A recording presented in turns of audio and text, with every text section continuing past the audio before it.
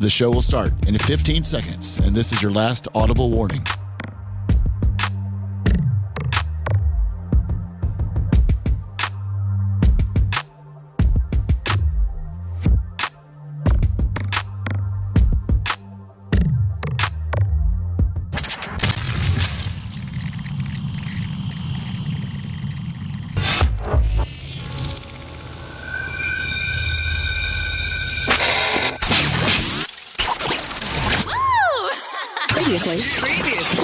Previously on the Bubba the Love Sponge show. All attorneys or your attorneys. Shut up! Let me talk. Let me talk. No attack. Let me talk. I'm not saying you attacked anyone. That means you have a little penis, sir, and that explains it all. Have a good day. Have a good goddamn day, knowing you got a 2-inch penis. Wow. You're listening to the Bubba the Love Sponge show. Broadcast rights for the Bubba the Love Sponge show have been granted to this station by the Bubba Radio Network and is intended solely for the enjoyment of our listening audience. Any rebroadcast, retransmission, or other use of this production without the express written consent of the Bubba Radio Network is prohibited.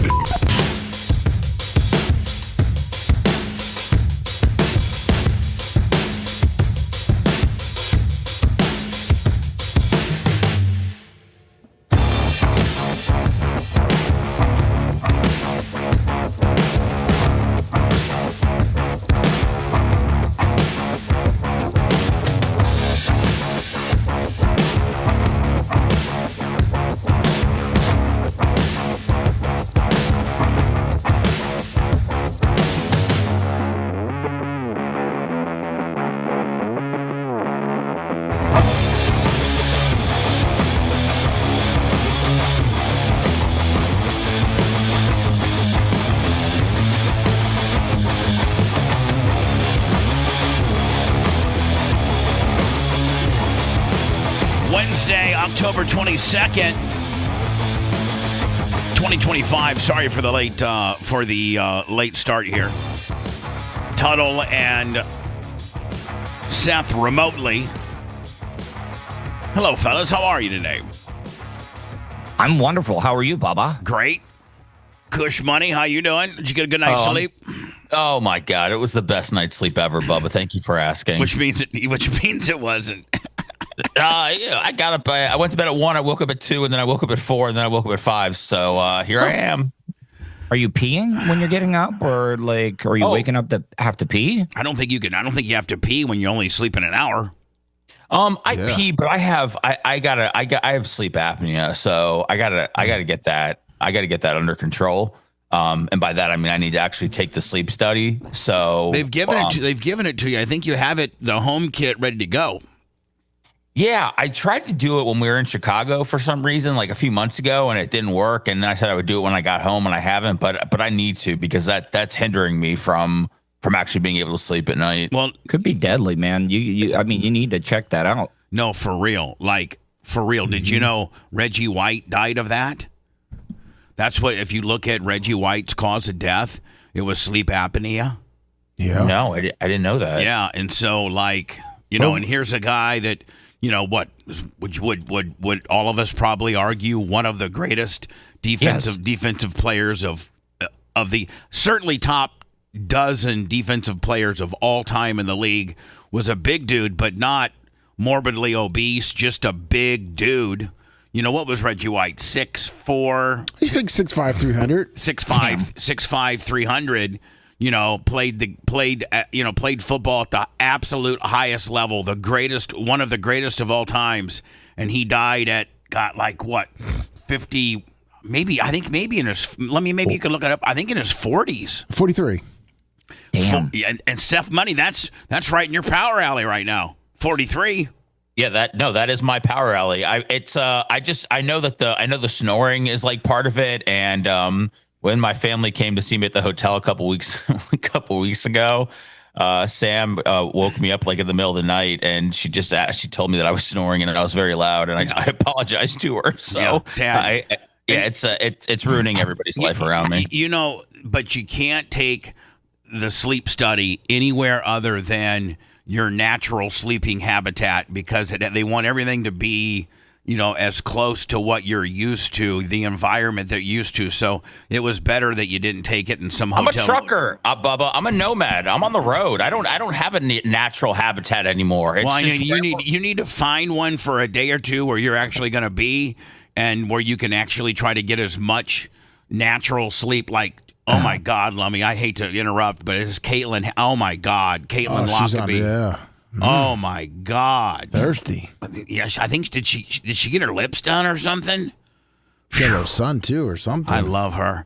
So anyway, Seth Money, you need to try to, when you do the sleep study, try to do it in the most normal environment. Now I know your environment's very nomadic right now, but if it ever does if you do get a couple days off or whatever, do that sleep study.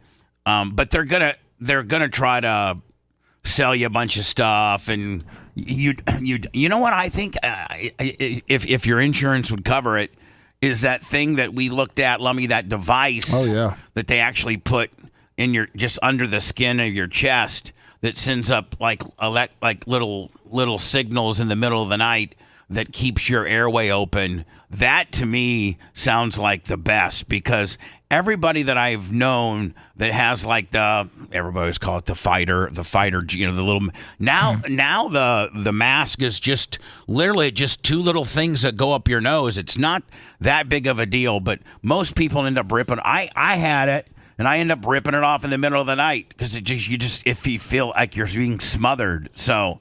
Yeah, so, when we talked about this last time, I heard from a lot of people that said it was, having the mask, everything was very cumbersome at first, but now they couldn't sleep without it. So I'm not closed off to doing it. It's just something I need to just move to the top of my priority list. And the masks have gotten so much better, so they're not near. They're like 65 or 70% less, cumbersome than they used to be. And I think really, if you just I'm a natural. If I'm a dick, and as soon as I don't like something, I'm out. Yeah. And if I would have dedicated my, say, okay, I'm going to give it a month before I, quit it. I think after 2 weeks you get used to it. I know there's a saying that anything can become a habit, or you can get rid of a habit in 28 days. 28 consistent days of doing something can either develop into a good thing or a bad thing. Like if I went out, Lummy, and every night before I went to bed, I walked a mile, and I just absolutely set my mind to it that I was going to do it for 28 straight days, then it becomes like it's like a thing. Or if like you were doing something bad, let's say you smoke cigarettes, and you're like, I'm going to go 28 days without smoking a cigarette, then like that's the time frame it takes to either develop or get rid of a good or bad habit. Paper Towel Willie, $250. Yeah, how about that? How about Paper Towel Willie? Lummy, is Paper Towel Willie? I'm gonna get the measurements this weekend for the strip mall studio, and isn't he doing the soundproofing for it? Yes. Yeah. So I'm gonna get those measurements. Okay. All right. Tuttle, how you been? You don't have sleep apnea. Tuttle, I think, and correct me if I'm wrong, Seth, Lummy, that we had. Lummy, you know what we need to do? And anytime we have Tuttle on, you need to give me like you or Gary or a Macho Man or Seth, give me a list of notes of things that I spoke to him about on the show that he was last on, because we're always making, like, make sure, are you going to finger Kristen? List, Bubba? Yeah, you ready for your list? Yeah. You got it, Seth? Yeah, it's last time he was on the show. Have sex with Kristen, date Kristen, rape Kristen. Those are the notes that I have. So Seth's very copious and very thorough note says, have sex with Kristen and rape Kristen. You also the homeless girl. Oh, and the homeless. So let's say I got sex with Kristen, then homeless. And have you done, not that I'm mad at you because you haven't, but we're kind of flat on YouTube, and that's a lot of my fault too, Lummy. I didn't put up near the content I should have while at Warsaw, but we need to. we Neil Mount Plaisir, $50. Thank you so much, and I'm poor Gary Cantrell just he doesn't have a lot to work with. Although I did shoot like was it 3 hours or did I go 3 hours with him? Macho Man, how long did I go? Macho texted me. I think you were at hour 3 when he was texting me. Yeah. He's like, oh, yeah, we're going to run out of hard drive if this fat ass keeps talking. Oh, yeah, I've remoted in and we're down to like 8% hard drive. Better wrap it up. Oh, yeah. Was it that hey, Macho guy Man, I have my phone usually officially 4 hours. I went, officially 4 hours. But you guys were chatting for like 35 minutes before that. Yeah. So, Gary, man, sharpen up your editing tool, and you can really, really whittle that down. The guy's, it's fascinating. His counterfeiting cartel. He is recognized. Jeff Turner's his name. He's recognized as the all-time greatest counterfeiter in the history of our country. To the Are we point, talking products or money? No, counterfeiting $100 bills. Oh, wow. So now, Tuttle, over to you. We haven't had a canned meat gimmick from you in a while, and if just want to put that on your radar, no time frame or anything like that, but if you could whip out one of those one of these days, certainly much appreciated. I have gotten back for my appreciation of Spam, and I didn't realize all the different flavors that they have Of out Spam? right now. Oh, yeah. Maybe you could do like a three Spam taste test. Yeah, Spam, that's what now? Just off the top of your head, what does Spam come in? They got Korean barbecue. Teriyaki. And teriyaki too. Like they got all maple and like a maple syrup So is there bacon like one. now they got probably the original Spam too, right? Yes. Yeah. What is Spam?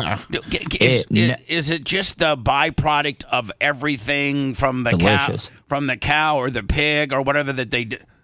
Just the like the Just the pig. Just the so Spam's always pork based. Yes. Okay, and is it like is it like the snout and like the ears and or is it the intestines? Don't they often say that hot dogs are basically the intestines of pig? Yeah, well, my dad used to say it's from the rooter to the tutor. Okay, the great Mr. Wayne Fowler. Wayne Fowler.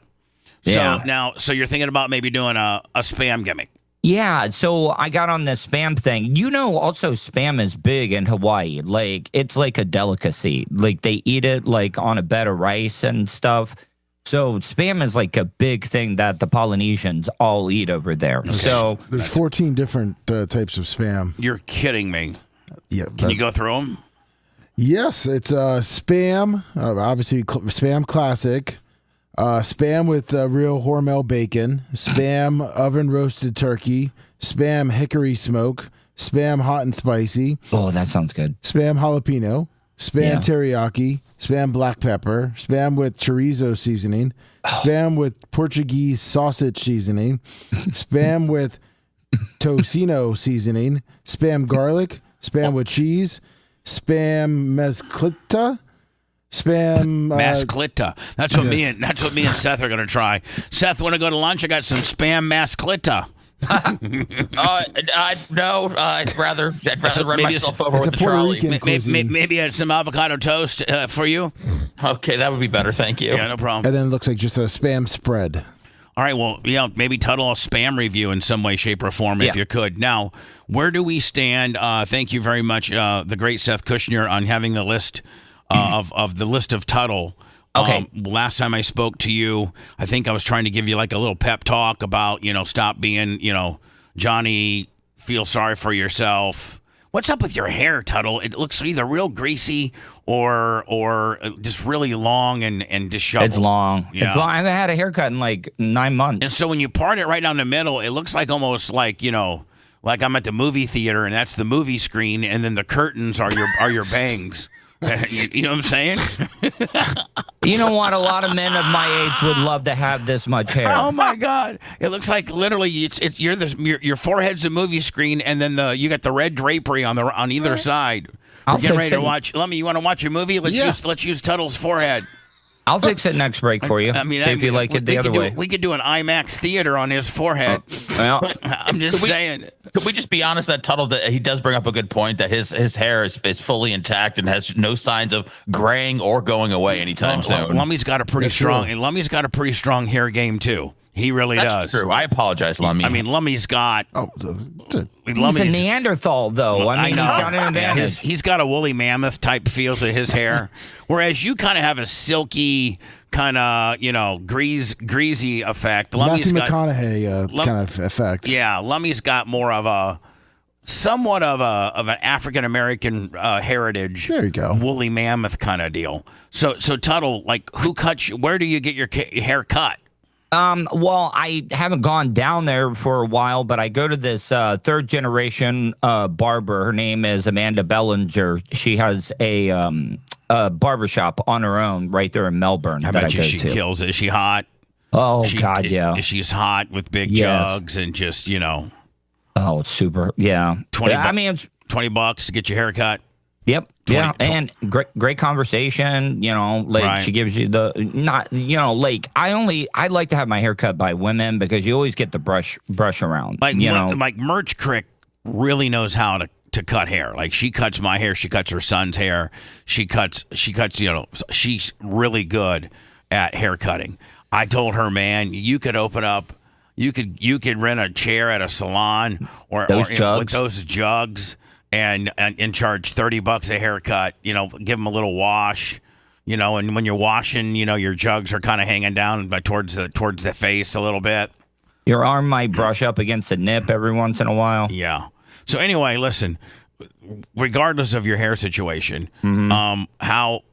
with my bullet points that Seth gave me so generously, where do we stand? Let's start with the homeless girl. Well, can I bring up? I'm going to bring an offering to you, and I wanted to get your opinion. So Colton was over here this past weekend for Biketoberfest. Was he with his girl? Yeah. Michelle. Now, and Biketoberfest is, only second to Bike Week. Bike Week. Yep. It is unbelievable. There's 200,000 motorcycle enthusiasts. Yes. Yeah, they're all over the place. You cannot go anywhere without seeing a bike. Right. And don't chicks set up hot dog stands and just on bike washes? Just on the corner, Yeah, they'll be out there in their bikinis and thongs ready and to stuff. super serve the bikers in any way, shape, or form. And what do the bikers do? Just rip up and down the route, just go bar hopping and concerts and is it just is there a lot of things for the bikers to do? Yeah, lots of events. One of the big ones that happens, they do a smaller version of it during Biketoberfest, which is the coleslaw wrestling. That's the big thing that everybody goes to. Where's that at? That's at the Cabbage Patch in Daytona. Okay, and will they put a big outdoors, like a white trash, pool?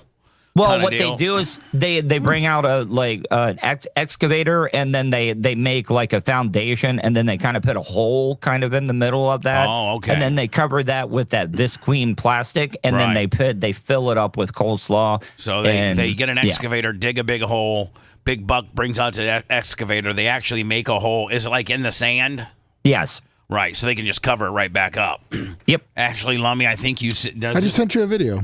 Fantastic. I did coleslaw wrestling one time. Some good coleslaw. With a girl? Yeah, I wrestled against a woman in a rebel flag bikini.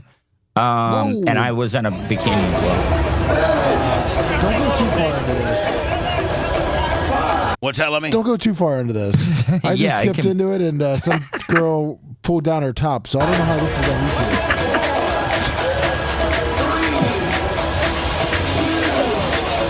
So basically, they're just taking.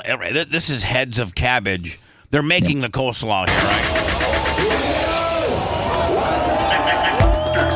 All right, Lummy, I can just get to. There we go. Yep. I take this seriously, and it's just, too. oh, look at that, look at that, look at that. Big old booty. So that's That's the big deal. Yeah. Coleslaw wrestling. Yeah, they do that. Like they also have, it used to be Bruce Ross. It's the largest Harley Davidson dealership in the world by size. Is it up there at Daytona, Destination Daytona? Yes. Okay. Uh-huh. Usually, our boy DJ Lummy from Pro Action Suspensions. Yeah, he goes. He's up there doing things, and then I think a lot of times Jesse Dupree and Jackal, like it's an ongoing thing that Jackal plays every year. I think. Yeah, they have their own stadium, like with the stage and everything, where people can play. They have hotels on the site of the Harley dealership, so it was packed. So Destination Daytona is just a little north of town off of 75, and that's kind of like almost where a lot of the events. That's kind of like Tournament Central with regards to Bike Week and Biketoberfest. Yes, sir. Yes, sir. So this weekend. And you would be proud of me because Colton's been kind of coaching me a little bit here. He's like... Is he kind of your life coach? Well, I wouldn't say that. He is my vagina coach. Oh. And... Wow, Seth, in all of our years, we've never even had that, a vagina coach. Well, yeah. I didn't know Colton had that in him, I didn't know that. We need to get a price. We need to get a price sheet, Seth, and see what the vagina services are going for. No, he told me a vagina menu, if you will. Mm-hmm. He explained to me as that you got to first off, lower your standards. Okay. But hold on. Vagina is vagina. I know, but hold on. You can't lower your standards with Kristen. No, not with her, because she's your wife. Mm-hmm. And I still think you're more pessimistic than I am, and you guys, getting back together. I think that deep down she might be working you. I think Seth thinks she's working you, but I really think that she is working you. But you could turn the work into a shoot with some minor adjustments, some of which might be available through Colton's vagina coaching. I will say this, Colton's vagina coaching, I got 2 phone numbers this weekend. Really? Yes. So could you say, okay, Colton, thank you for the vagina coaching, which is for, women other than my wife, but can you fine tune your vagina coaching skill set into honing in on to what I'm already, my wife, Kristen. He's not a marriage counselor. He's a vagina coach. Listen, he got 2 numbers, Bubba. You don't even want to hear about how he got the numbers or what I these do dates look like? I want to get into all that and more, but I'm also pulling for Kristen because I know she probably has the nicest vagina of all. Oh yeah. Okay then. So if we're talking about quantity versus quality, and let's not forget, you still got, you're still married to this woman. Even though she doesn't recognize the marriage, but you still are legally married to this woman. That's got to account for something. Does it though? Yeah, I don't know. You say does it though? I can't answer that question. You can. You're the one that's with her when you guys do podcasting. We had a great podcast. I know, but why don't? All right, so I digress. Let's go back to Colton's vagina coaching and start at the top. Okay. He was telling me you got to get the number. You got to get the number. Okay. So I've been fostering this kitten, and this woman, I guess she's there helping out her grandmother. No, okay. On. You're fostering a kitten. Yeah. It's going to get adopted. Let me, Kenneth Nelson, which I think's the guy going to be in today. $20 on the PayPal. Thank you. PayPal, Venmo, Cash App at the Bubba Army. So why are you fostering a kitten? Fostering means you don't get to keep it. You're just keeping it for somebody else? Yeah, until they can find a home?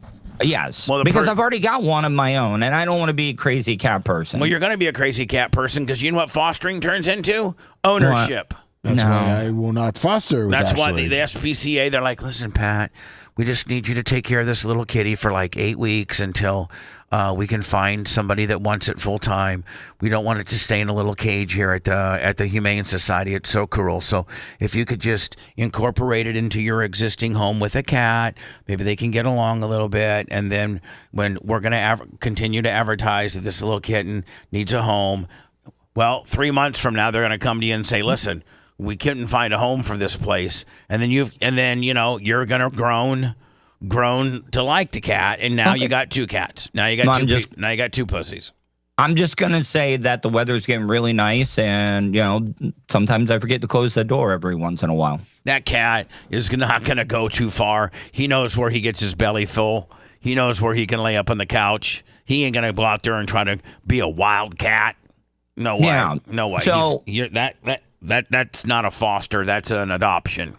So Colton and his friend, who also came, they were out there in the driveway, and this woman walks by, and she's got a black cat on her shoulder. Like it's like just sitting on her shoulder. Man, that nothing screams white trash more than a woman that has taught its black cat to ride on its shoulder like a goddamn parrot. Yeah. I mean, like, Jenny, what do you got there? I got me a cat. It's a black cat. And I can walk right here, and it balances itself right here on my shoulder.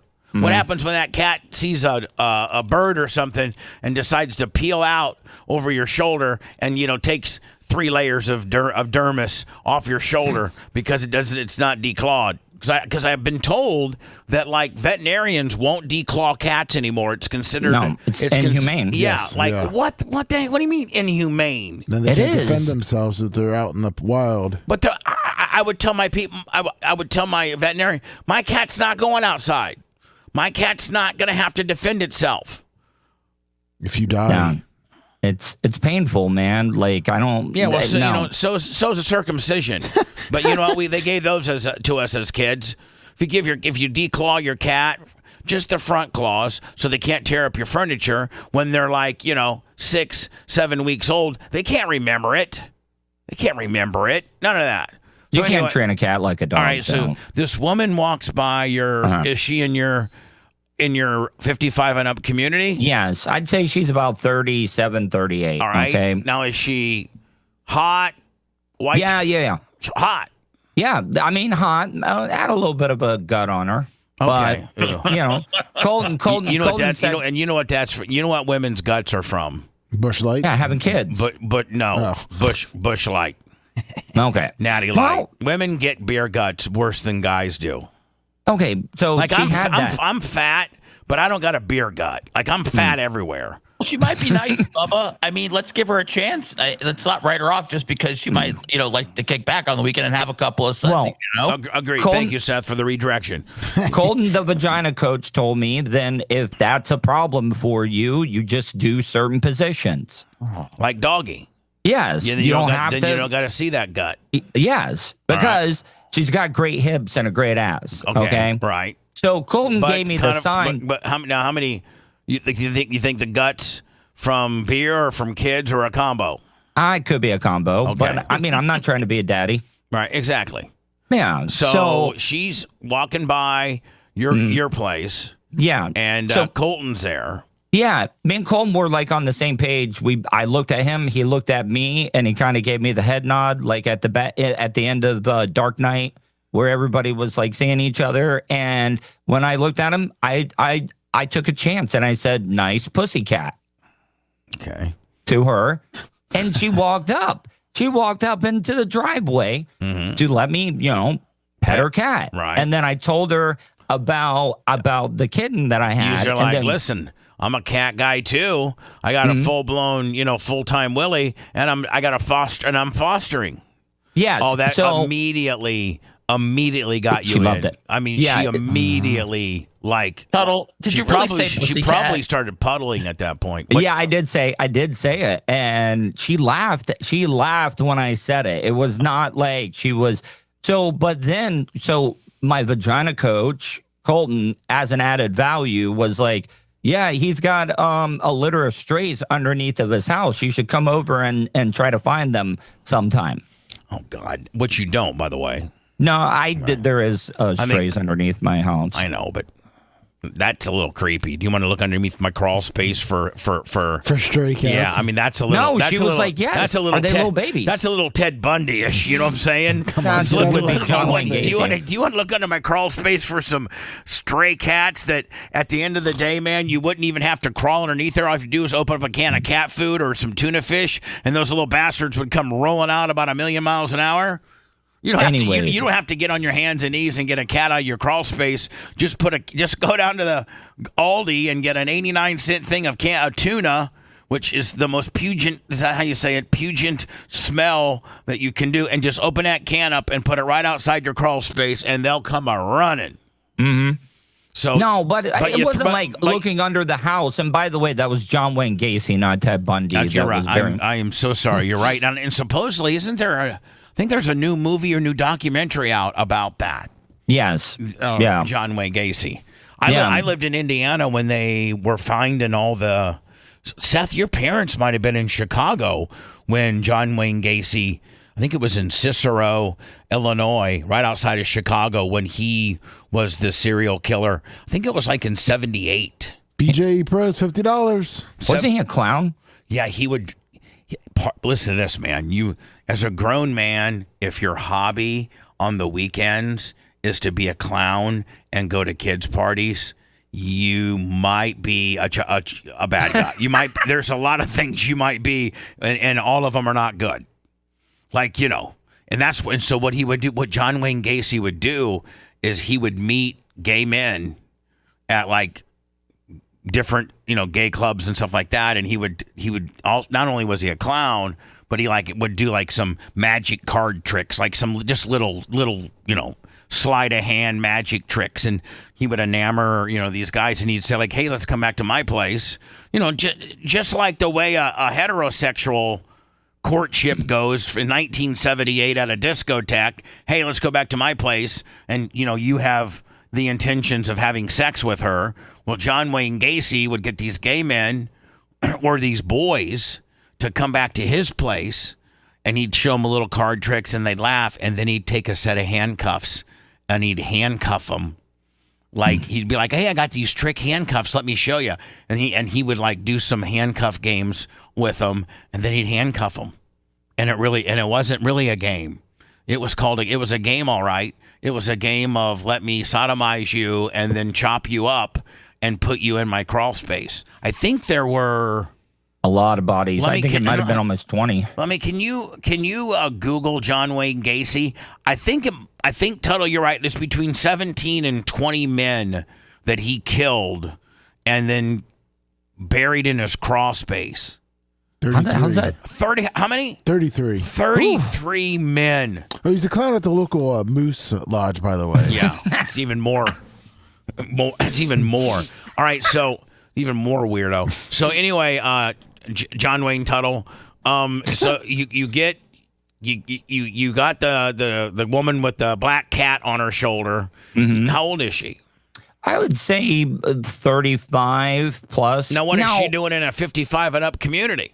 I think she, when I've talked to her, she's there helping out her grandmother with some stuff. Perfect. So I don't know, like, how long that'll last, but... Well, no, I mean, usually when you see a woman in her 30s that is at like if I go to my mom's 55 and up place all the time, my sister does. So usually you have a loved one that's there, and they occasionally, like my mom and my sister and I, one of us, more so my sister, are at my mom's house at least once a week. Just making sure, like she can't, like when she goes to Sam's Club or Costco or wherever she buys her bottles of water, she can't lift the big case of water out of her back. She has a guy at Costco help load it for her. Yeah. But then she literally, my mom's 80 years old, and she can't take it from the back of her SUV to the... And she keeps all her bottled waters in this little refrigerator in the garage. She can't do that, or she'll do it one bottle at a time. So we're like, Mom, just let us know when you need your bottle. So most young people, Pat, that you find in the retirement communities aren't there for one time. They're there multiple times checking on an older loved one. Well, does she live close? I mean, she can drive over if she lives down the street. Oh, yeah, definitely Volusia County. Okay. All right, so you tell her, I'm fostering a cat. I got a cat. You got a cat on your shoulder, a black one. And Colton, the brilliant vagina coach that he is, comes up with an idea that you bring to her, and that is, why don't you? I have a family of stray kitties that live underneath my trailer. Maybe one day you can help me get them. Yeah, she's already called and said that she did the legwork. She found the Humane Society or this veterinary place that would give me the traps that I needed and would do the spay and neutering. Total. Yeah. You need to be finding some stray cats real fast because you don't have any underneath there. I do have some underneath there. Are I will there? Eventually. No, I promise you. I'll send you pictures. You're going to of the go on a kittens. cat roundup mission this weekend, so that when she finally comes over, I mean, how bad are you going to look if you're like, well, what does she got a first name? Yeah, but But just call her Rhonda, okay? Yeah. Mm-hmm. Rhonda, I know that you're supposed to come over today. But, the damnedest thing happened. I woke up this morning, to look into the crawl space to make sure we had our kitties back there. I know you're coming over with some traps and stuff, but they're all gone. They're all gone, Rhonda. Got a lot of owls around this house. So, do you think that would deter her from coming over to help, or do you think there is maybe a little bit of attraction there? I think there is a little bit of attraction there. Did it go any further than just the stray cat caper, or did it? Did you get hold on? Did you get a phone number? Well, she called me. Okay, so you got a phone number. Yes, we exchanged numbers. That's what my vagina code said. You got to get. Yeah, you got to get the number. You got to establish a direct tether into her, meaning she can contact you, you can contact her. Yes. All right. Now, so, is she better looking, about the same, or worse looking than the homeless girl? Better looking than the homeless girl. All right. So this is what you're gonna. Are you gonna concentrate on cat scratch fever? Is that what you're gonna concentrate homeless on? Girl? I don't think homeless girl is on social media or anything. I think I could get away with juggling too. Oh, yeah, absolutely. Now, let me ask you. You could juggle 4. I mean, I've juggled 10 before. So can I ask you, one of the big hangups that I've had for a while that's been hurting me, and Colton helped me get down to the bottom of this, is I don't want to be that old dude that's dating too young. Why not? First of all, you're not too. How old are you? I'll be 46 in November. Right, so anything older than 25, and you're golden. You're golden. Yeah. I was freaking out about 35. In fact, the closer to 25 you can get, the more pimp you are. You are really worried about the dumbest stuff. No, you're not. As long as she's over 25, you have nothing to worry about. I'm not saying I could pull a 25. I get freaked out even talking to somebody that's 35 or under. Okay, well, you need to completely just get rid of that thought, okay? And it's gone. Have you talked to your vagina coach about that thought? Yes. And what did he say? And he told me what's it gonna hurt? Well, basically what I said. Tuttle, was Colton being the vagina coach in front of his girlfriend, or was it just kind of like a bro thing?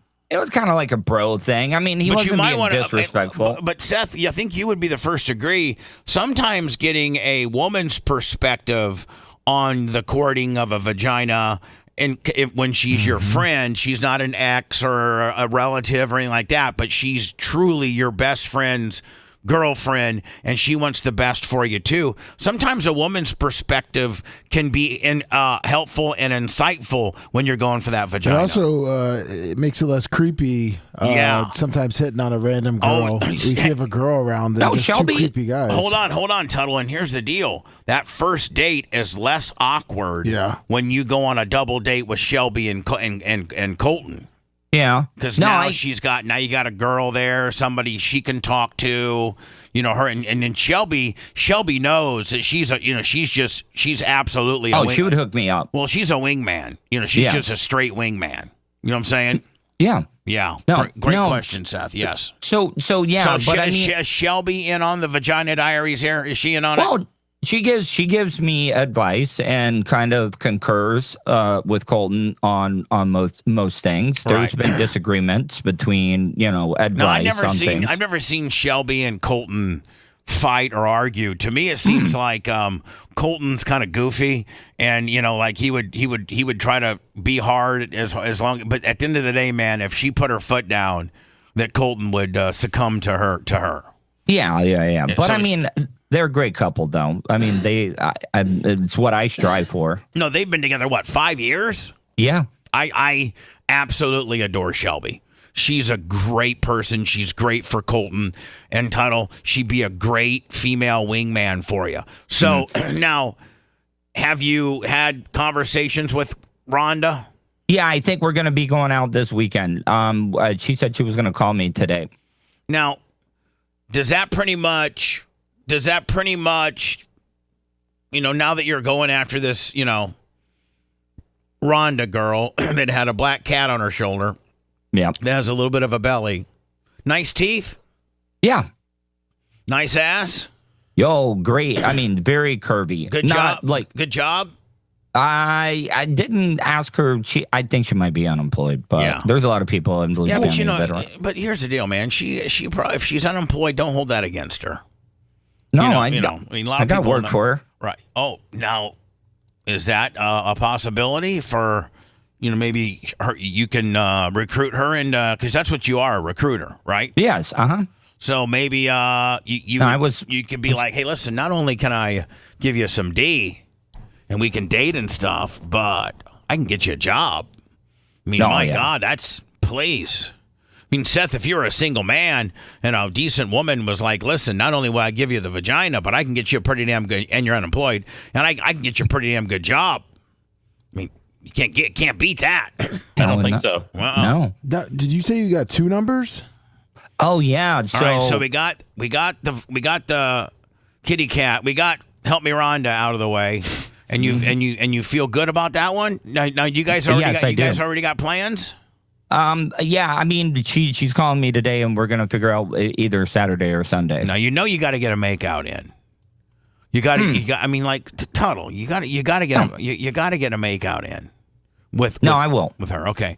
Now what's possibility number 2?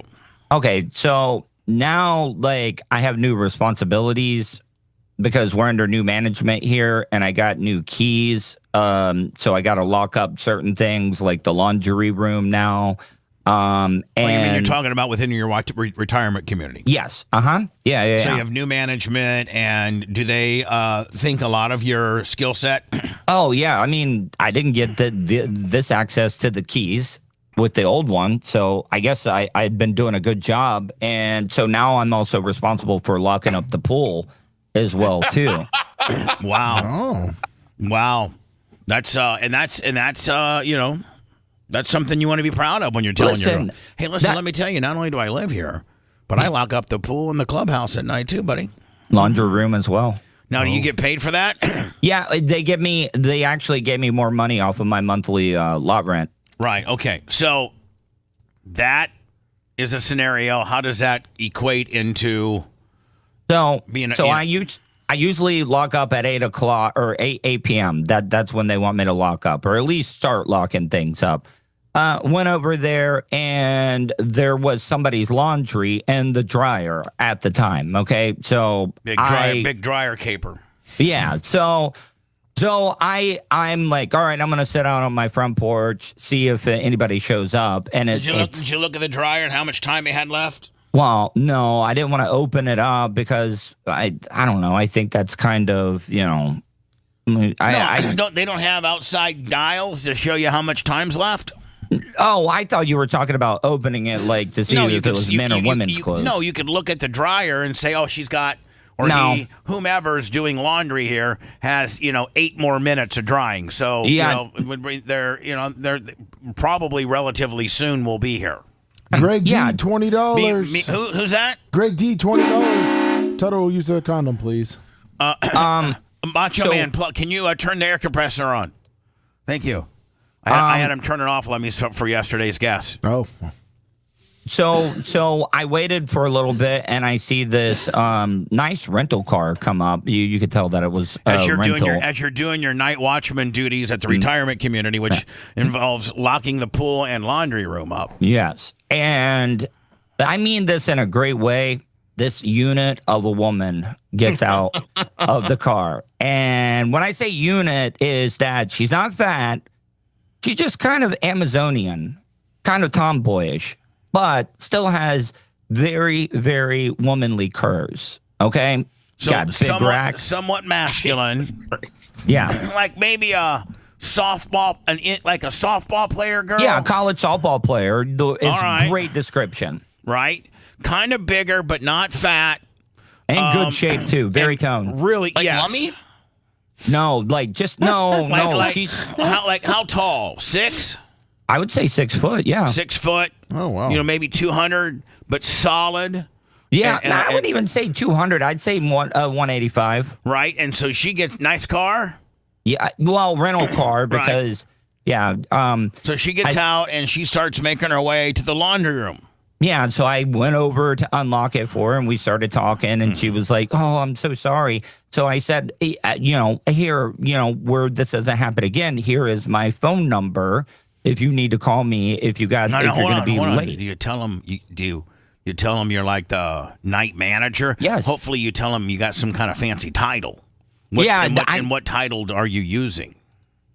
I forget what I told her. I said park manager, Yeah, but there you go. There you go. I didn't want to like go over the top and make it seem like Yeah, I'm the night manager. That's very vague, and that sounds kind of fancy. So it happens 2 nights in a row, though, and I think maybe that she purposely did it. Maybe she's strategically Yes. drying when she knows it'll be locked, so that she can just have another happenstance type of run in with the great Patrick Tuttle. So you would like this? Chewed fingernails and all. We sat there and talked the second hold night. on. You gave her number. You gave the number to her. Yes. Okay. We'll call her Lisa. Mm-hmm. We'll call her Softball Sally. And That's my mom's name. Come on. I'm sorry. Softball Shelly. And then so the second night in a row, she's running overtime on the drying. So you're there. She called me, but there was still like 10 minutes or 15 minutes left on her load. So we sat at the table and just chatted for that time. Now, did you found out a lot about her? Yeah, She what did you find? See, you got to just at that time, Pat, when you got a captive audience, you just got to start drilling for information. I turned my radio because, hear me out. I was digging for answers because I wanted to, I'm good at searching the bitches up on social media. Right. Yeah. So I'm getting info. I'm like, well, born and raised in Volusia County. Check. Just like me. Mm-hmm. What do you do for a living? She's a mechanic. Oh yeah. It's getting hotter by the minute. I mean, Seth Money's getting a little bit of a biz owner. So mechanic now age. I asked her. Well, I usually don't ask, but I know that from my research of looking her up, she is in her mid-30s. Oh, great! Pretty. Yes. Right. Single. Has a kid though, for sure. That's fine. Kids are fine. That's not your kid. Just be nice to it. Is he like a baby? Do you know, or is he a teenager? Or is it's he? important. Does he need a stepdad? If it's an infant, run. If it's 5 and below, run. If it's 7 and up, you're okay. Yeah, I think it's like 7. Okay, you're fine. You're fine. They know who their daddy is, and it's not you.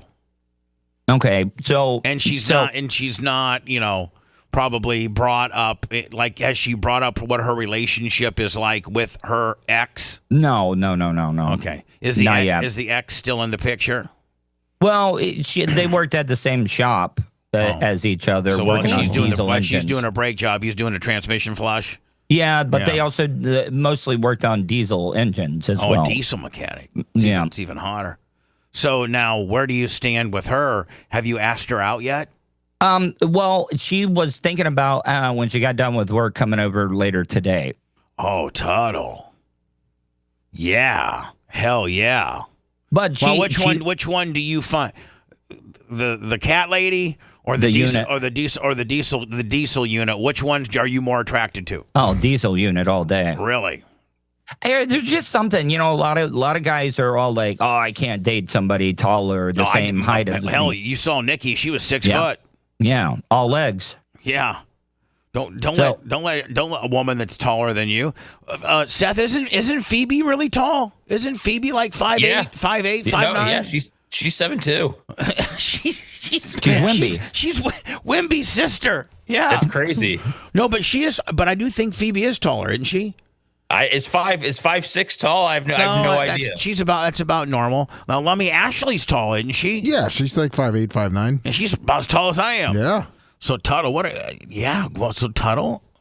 I mean, I guess you'll know tonight. I want the reason I'm going with Tuttle, the unit. She might take you and take you. Yes, that's what I want. She might say, listen, you know what? You're gonna call me daddy, and I have no problem with that. I'm in charge here, and I'm getting ready to strap up. I mean, maybe a year down the road, maybe she can strap up, right, if that's what you're talking about. Right. Because I believe that you can't do anything gay with a woman. No, you can't. No, Well, not at first. Yeah, I mean, that's territory that's way down the line. It took Lummy 3 or 4 years for Ashley to peg him. I mean, that just wasn't a first date deal. I think Lummy gave that up though, didn't he?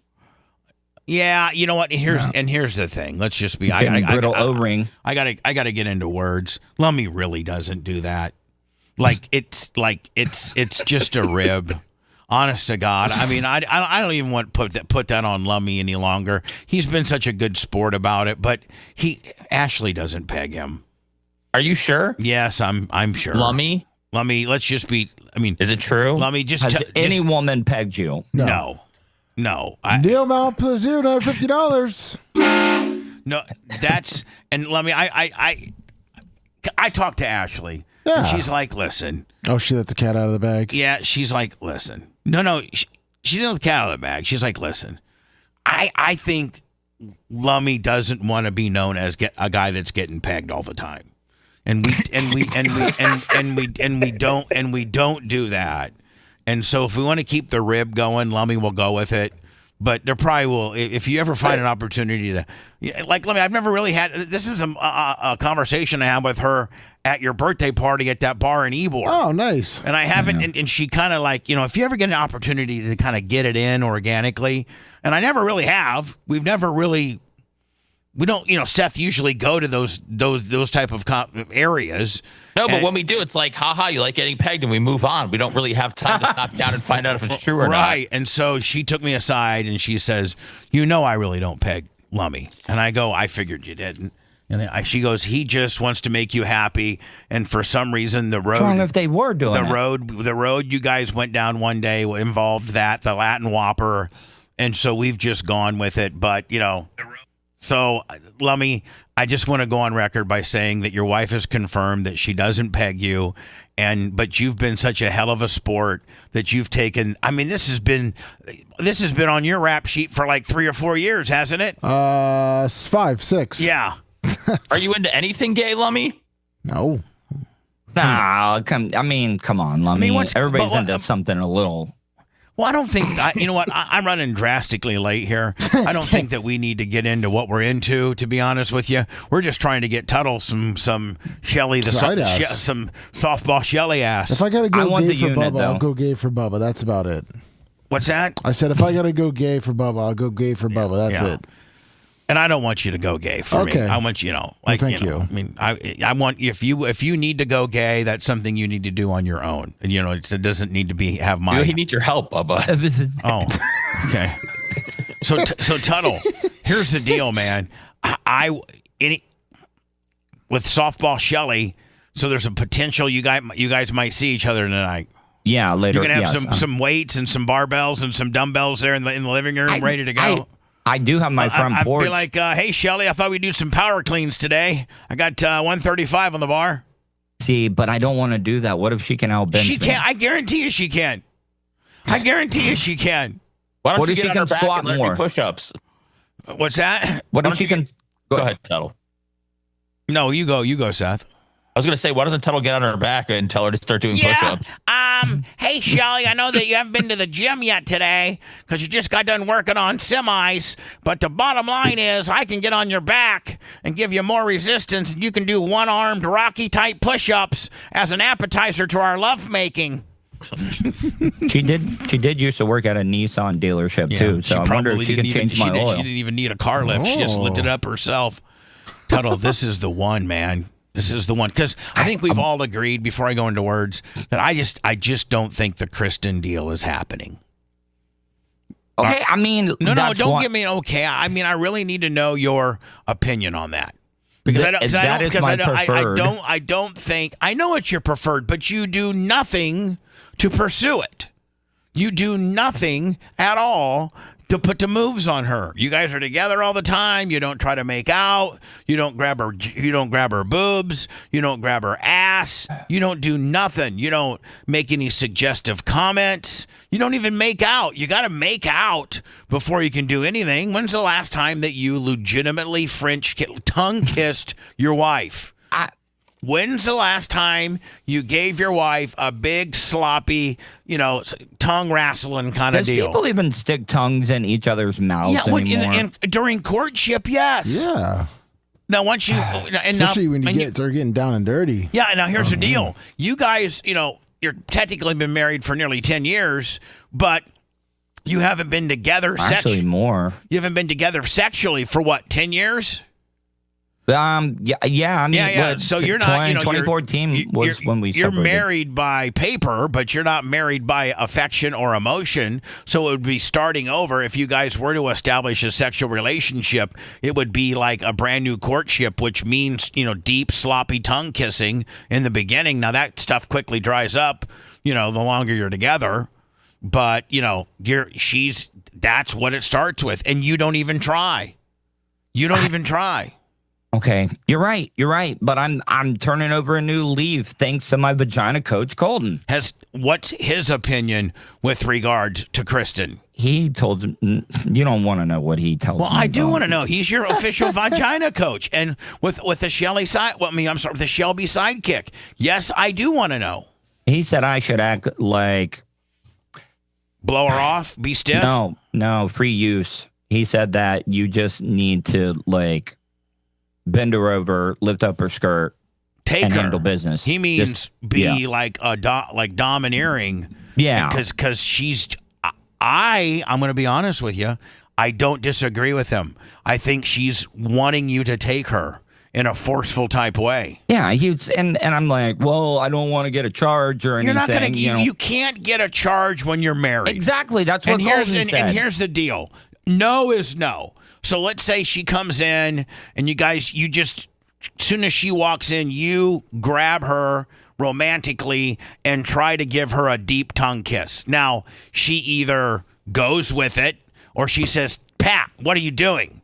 At that point, you don't go any further. You stop and you're like, I was thinking maybe you wanted me to be a little more aggressive. How do I know? I'm so sorry for that, Kristen. I misread it. And is she asking? And she's not going to be mad at you for it. When she says, "What are you doing?" Is she wanting to know what I'm doing, or kind of stop? No, stop means stop. No means no. But other than that, just. But what if it's a no, or I cannot. Because it's all about the I think reflection that she's gonna. and everything. I think she's gonna yearn for it. It's either a no I think or she's going to yearn for it. And your vagina coach has got you taking it up a notch. I got you making out on the threshold door. He has you bending her over the counter and slipping it in. That's right. Well, no, he said go nose first into the Krizak So when she's bending over like at the counter, you get down on your knees and goes nose first. Yeah, nose first, and then that's then, a little more aggressive than my making out at the threshold, but it both works. It works, but you're a pussy. You're a pussy, and you're never gonna try it. You're a pussy. You're married to this woman. All she could say was no. Stop. You cannot. What if it's a no? No, but hold on. Then If you did decide. if you did that with any other woman in your life, you could catch a charge. This is the one woman you can't catch a charge. If you go nose first into the ass crack when she's bent over, she's either going to back up on it and say, "Oh my God, I love this. Take me," or "Pat, what are you doing?" And then you're just like, I just really kind of misread the situation. Sorry. And you're not going to go any further or be forceful, or you're not going to continue to keep nosing. I do. Listen, there's one thing that me and your vagina coach are dead straight in agreement with, and that is take it. Take it. Quit being a pussy. That's right. God, you're a pussy. I'm going to go for it. I just got my Blink security camera system back up here to protect myself in case she tries to lie on me on anything. Pull a Hogan tape gimmick kind of deal? No, I would never do that. No, but it's right. It is good to have a Blink system in case she would try to do something. You're like, listen, you can clearly see this was consensual when she said no. No, hold on. First of all, she's my wife. Secondly, you can see in this Blink footage that she said no, and I immediately quit. I misread the situation. I apologize profusely, and I wasn't able to nose that ass. But I tried. I tried. And you know what? You're not trying at all because you're a pussy. You sit her and let her run all over you. You guys go to these Comic Cons, these Disney cons, these whatever. You guys do all this stuff together. I think you made a trip up to Savannah, where you got married. Yeah. You guys do all of this. St. Augustine for the Christmas lights. I mean, she wouldn't want you to spend that much time with you if she didn't want you to nose her ass. Once you get that nose in, get that tongue going. I mean, you need to have a tongue like a rattler. And then, I do got a strong tongue. And she's gonna back up on it and be like, "Oh my God, this is unbelievable. About time." Or, "Pat, what are you doing?" And then you just beg off of the deal. "I'm sorry. We're married. I thought you were wanting it. We've had a lot of good time together." She usually comes over when we record the podcast. Do I try that before the podcast or after the podcast? You try it, after. Yeah, because it would be very awkward to do a podcast if I nosed her ass. Yeah, so you get the podcast done. She's on cloud 9 because she loves being on the air.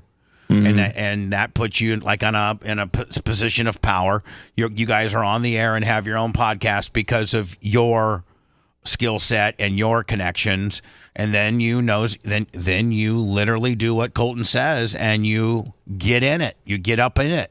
Oh, please, you got to stop doing it. She might be going, "Oh God, Pat. Oh my God, for real. Oh my God, about time. We've been to Savannah and St. Augustine and she does Pilates. She's a Pilates instructor. The body is so much more in shape. She's got probably. Can you imagine how pristine her vagina is? Oh, I'm sure it's like marble. I bet it hasn't been touched. It's in it, and it. You know what it needs? A good nosing. And if you don't, I don't even know if I should. I might not let you. I might fire you. He's got the built woman. Yeah, I got the unit. No, you can have both. You can have both. You don't got to tell. Now, here's the deal. You go out with you try with the unit tonight. When's the next scheduled podcast recording? Well, the new show is out, so we recorded on Sunday. Oh, you know what? I missed a great opportunity. She came over at the start of Talladega, and I think that would have brought up great memories. Boogity with a. Yeah. Well, no, I would get a handy. I know. I'm just saying. At the start. Let's stop worrying about what you've missed and start planning on what you're going to do. I'm running very late.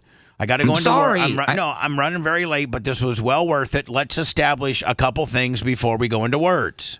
Okay. One, you're going to attempt to do something, at least a make-out with the unit tonight. Okay. With the Mark McGuire of Florida State softball. Well, he's got the cat girl calling tonight, too. Is Mitch Dixon Mushroom Mitch Lummy? Yeah. Yes, that is. He said Seth has such a boner right now. I don't really know Seth's boner update, but I don't think really Seth has a boner right now. I don't think he's bricked up. I don't think so. Now, if I had a Caitlin Clark rookie signed autograph back at 9, he might be bonered up. So Tuttle, you're gonna the softball. First of all, the cat girl shouldn't even be. She's at the bottom. Yeah. Like she's at the bottom of my draft so board. you try with the unit. Is the unit coming over tonight? As far as I know, I think she does her last car or whatever like by 4. Have you had any conversations with the unit making plans for tonight? Well, last time I talked to her last night, she was coming over. Okay, and coming over to watch TV, coming over to go drinking, coming over to have dinner, coming over to hang out. What? Well, I mean, it all depends. When you got a hard blue-collar working woman like that, she might be tired when she gets in the door. I know, but she's at least coming to your house tonight. Yes. Uh-huh. All right. Maybe you should get a hold of her and say, hey, listen, 1, do you know approximately what time you're coming over? And 2, how about I get some carry out and have dinner ready for you? Yeah, no. Or I make you something. I think I could. I mean, what's your specialty? Like, I'm getting pretty creative with spam. No, Tuttle, you can't have. She's evolution. Yeah, I mean, she's evolution. Tuttle, stop. She's evolution. Just get DoorDash or Uber Eats. Say, hey, listen, do you like Outback? Do you like, ask her what she would like to have. You'll have it ready for her. That's setting yourself up for, I'm telling you right now, if she gets off work, comes over to your place, and have food ready, and you have food ready, then maybe she jumps in the shower, make sure you have some nice clean towels ready to go. I do have some Gojo here. Make sure that the bathroom's pristine, and she has a chance to eat after a long, hard day of working on diesel semi trucks. Yep. Comes over to your place. Maybe you have a bloomin' onion with a nice fillet and a baked potato. Yeah. That, to me, Seth, that sounds very diesel mechanic-ish, doesn't it not? Absolutely. Oh, yes. Steak and potato. And then, hey, if you like, I know that you've been, if you'd like to take a shower, I got, everything's ready to go in there. She takes a shower. She comes out, maybe in just a towel. She drops it. Now, before she gets there, you take a shower so you're clean because, after doing your job all day, I'm sure that your testicles and penis aren't smelling the greatest. So you're showered up. You got the dinner ready for her. She goes into the shower. She comes back out. She might just drop the towel and have those big athletic jugs just to looking right at you, and you take it. And then Sunday, and you keep you're kind of seeing her now a little bit. Then on Sunday, when Kristen comes over for the podcast, after the podcast, you give her the ass nosing that your vagina coach has suggested, and if she is into it, now you're running 2, and if she's not into it, you still got cat lady. You still got the unit. Yeah, the unit. And you and Kristen are friends, and listen, you've drawn a line in the sand. You know that's never going to happen. Because if you put a strategic nosing on her and she says no, now right now I think you would at least be honest that you've got to try something to know where you stand. Yeah. Because you're in this purgatory of just not knowing. And you've now been in this area now for like 3 or 4 years. Yeah, where well, I mean, since we got separated in 2014, I just feel like though you just don't have any idea whether it's in the cards of you having a sexual and romantic relationship and getting back together or not. You don't know. God, I would love to. Because you're a pussy. Because you're a pussy, and your pussiness ends this week. This is the week we put an end to your pussiness. You might get some diesel mechanic ass tonight, and you might just get that hot Pilates yoga ass of your wife's on Sunday. And it's all because of two people. One, Colton, your vagina coach, and me, Bubba the Love Sponge, your life coach. Yes. No, I needed it. But I don't want to hear when we have you on next Wednesday or whenever you're gone. The diesel mechanic called and canceled the last minute. And then Krista, I just didn't feel the opportunity that I could stick my nose near her ass, and so I chickened out on both of them. I will be so mad at you, Tuttle. And I'm such a changed person, and I have so much patience with you, and I love you, and I have faith in you. But you take other people's boners seriously, don't you, Bubba? Yes, I do. And I'd like for him to be more sexually active with a real woman and stop having to worry about using his pocket vagina all the time. I think what I need is the unit that just use, abuse, and take advantage of me. Just take you right around the farm. And I think that's what I need. And that might build up give my confidence. That might get some confidence for you to nose that ass. Yeah, because but you got to listen. I don't want to hear that you didn't attempt to nose the ass. I don't want to hear that because you can't get in trouble, Pat. Jesus, just say, Pat. I don't know if that's legally correct, but I mean, if she's your wife, if she's your wife, stop, and you keep going. Yeah. That's, I mean, if you, first of all, you're married. What's a scream, Lummy? Stop it, you creepy guy. Pat, stop! You know that's not the kind of relationship we have. What are you thinking? And you're still going for it. And and you got your hands wrapped around her waist, so you got her locked in. She can't go nowhere, and she's trying to fight you off. That's a problem. But if you get up in there and start going, and she says, "Pat, stop," and you go, "Okay." So hey, so that sorry. didn't sound like a convincing Pat. Stop. Pat, stop. Okay. Then you're trailed off. Then you're like, okay, honey, I misread the situation. For 14, 10, however many years, I've wanted to know if you wanted this or not, and I hope it just doesn't put a damper on anything that we do moving forward. We can be best friends for the rest of our lives, hang out, go to various weirdo Comic-Con deals, do a podcast. Nothing changes. Just can we forget the last 5 minutes? I apologize. Boom. Okay. But now you know. And I still got the unit. And you got the unit that's taking you around the farm. Please don't let me down. It is a role reversal, though. Like you're telling me, I'm going to have everything cooked and make sure her shower's all set up for her. What's wrong? First of all, everything's cooked is just going to get takeout somewhere. Uber Eats. I don't mind being the bitch. It has nothing to do. You're going to have You should open up with that tonight, Pat. I don't mind being your bitch. Yeah, I really don't. Out there. I mean, if you're into that, if you're into like being a dom, I'll be your sub. I'll be whatever you want me to be, baby. And I got you a hot meal and a hot shower ready to go. Plus, I took a shower. Yeah, I mean, look, she can't beat me. I think you got zero game. I think you got zero game. Zero. I got Kristen. It's just my radio,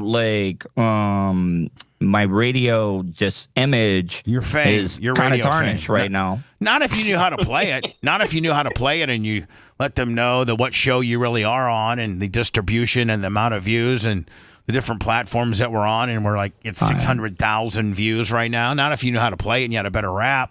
Hey, listen, I got to go to words, Tuttle. We have to move on various topics, but you know what I would like for you to attempt. I've got you, boss man. If you want 24/7 on-demand Bubba and the crew, go to BubbaArmyHQ.com. Right now. The Bubba the Love Sponge Show will be back after this.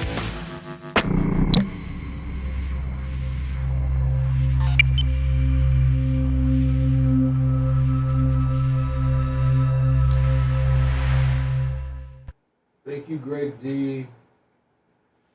Neil Mouth goes here. Paper towel, Willie. Oh, come on. Don't put that on there, Kinkles. What's up, $2 Willie Dirt Merchant?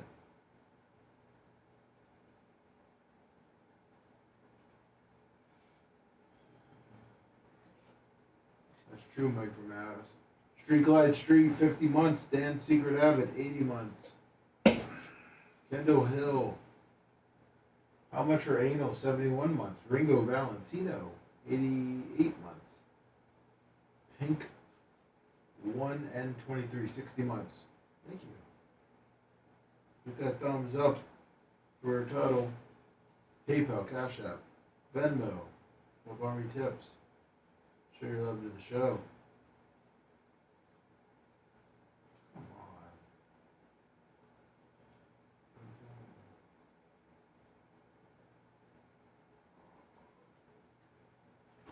Home in the prestigious Avalon neighborhood back in August. Nice, Frank D.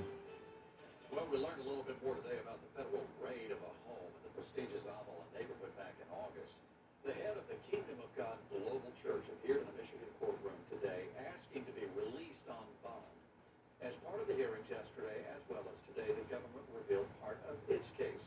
The defense maintains the church and leaders have done nothing wrong.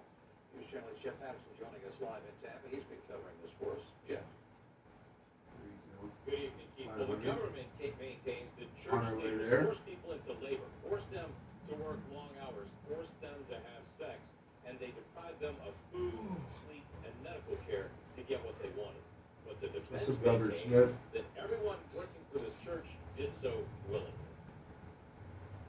In August, federal agents swept into a mansion in the prestigious Avalon neighborhood. Despite the fancy address, they say they found many people living in one room, forced to work long hours to man a call center to raise money for the Kingdom of God Church. In a federal court hearing in Michigan, where cameras were not allowed, the government argued church leader David Taylor ran everything. David Taylor was a self-proclaimed general of a very unusual and brutal regime.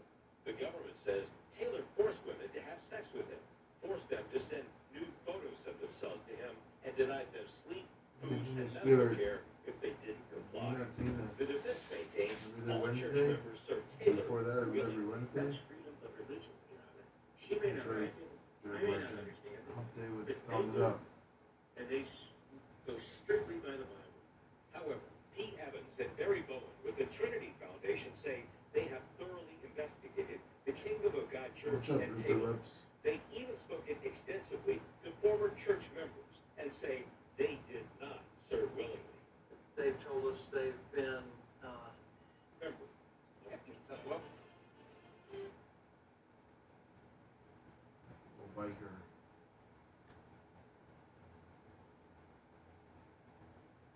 What's up, Felix?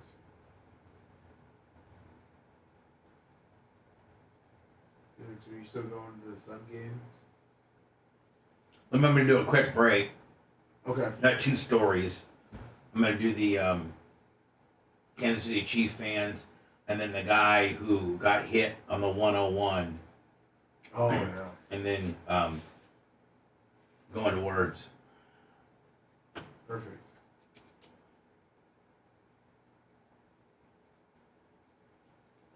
Grumpy old biker. Is that what you're going with, Felix? Dodgers in 5?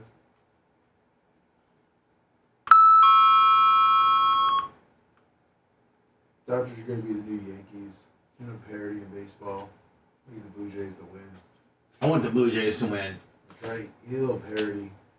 Fuck the Dodgers. Dodgers are shit. The Yankees now.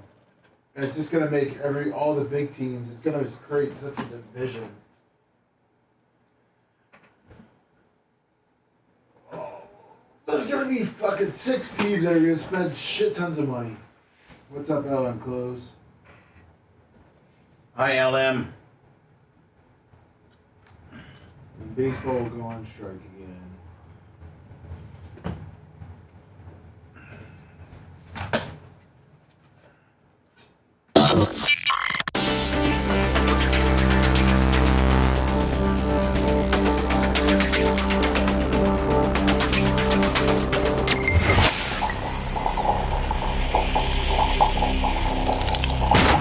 Shield your home with storm-resistant siding from Morgan Exteriors. Take advantage of our special this month. Get 20% off your project plus free installation. Choose from high-performance vinyl or fiber cement siding. Built to stand up to Florida's toughest storms, heat, and humidity. Don't wait. Schedule your free consultation today to lock in your savings. Visit MorganExteriorsINC.com. That's MorganExteriorsINC.com. Morgan Exteriors, protecting Florida homes for over 30 years. Broadcasting live from the Aquabito Studios. Aquabito.com/Bubba. It's the Bubba the Love Sponge Show. If you find yourself with about 2 hours and 20 minutes of free time and you've not got Video Killed, or I'm saying you haven't rented Video Killed the Radio Star yet, it's available on 3 platforms: Apple TV, Amazon, Amazon, and Google Play. Video Killed the Radio Star. I think it's also on I think it's being rated now on IMDb. It is. And Rotten Tomatoes. And on I think the film producers and the ownership applied for Rotten Tomatoes, and that's a process. But it might be done by now, so it might be on Rotten Tomatoes as well. Video Killed the Radio Star. I'd love to continue to see growth in that, and for you to be able to see, I've actually see the story that I've been screaming and telling and kicking about for nearly 12 years. The one thing, though, you have to admit, I don't talk about the Hogan sex tape anymore. No. Right? I mean, I promised, as soon as the documentary came out and told both sides of the story, that I wouldn't be elaborating it, long form, and I don't think I have. I don't think it's necessary. I think it's a waste of time when I can direct you to a very polished and produced Video Killed the Radio Star documentary, again, that's available on 3 different forums, and you can rent it for $4.99. I was going to ask, Lummy, and this is an open question, I need probably Macho. I need Macho Man's input as much as anything, but with the new strip mall studio, do we bring the train horn? And I think we do, out of respect to Matt Heller, big supporter of the show. I just got to figure out, it's going to be a much smaller space, and it's going to be way more, shocking. Yeah, I think the neighbors would complain. The other businesses in the strip mall. You do? Yeah, I think we should just maybe record it and have it on your button bar or something. No, that's not as cool. Maybe a little smaller one. Hey, let me take your headphones off and walk to the stage. I'm good. I've done that many times. Mach, I actually have an idea for it within the strip mall studio that I'll run by you before we just axe it, that you could maybe potentially live with. I'm thinking about maybe building a muffled box for it. There you go. Like if Big Red, I've never seen the actual horns. Macho Man, you've actually been under the stage wiring various things and things like that. So I think you've actually seen the unit, have you not? Yeah, we'll put it inside like a big safe with some sound foam. Yeah, so what I'm saying is if we, the back part of the studio, you've been to the strip mall studio, that I'm going to build a back wall, and then on the other side of that wall is going to be a little mini kitchen and refrigerator, for us. And so you want to put it right next to me? No, I want to put it completely opposite of you. I want to put it on the side of the building that my desk is at, but at the very back, behind the wall, on top of the ceiling, in a box full of soundproofing. Complete. It would be furthest away from you. It would be okay. You're on. Let me see if I can do my direction. Gonna be right on top of your head. Your engineering is on the north side. Nope, not the north. Yeah. Your engineering area is the north side of the building.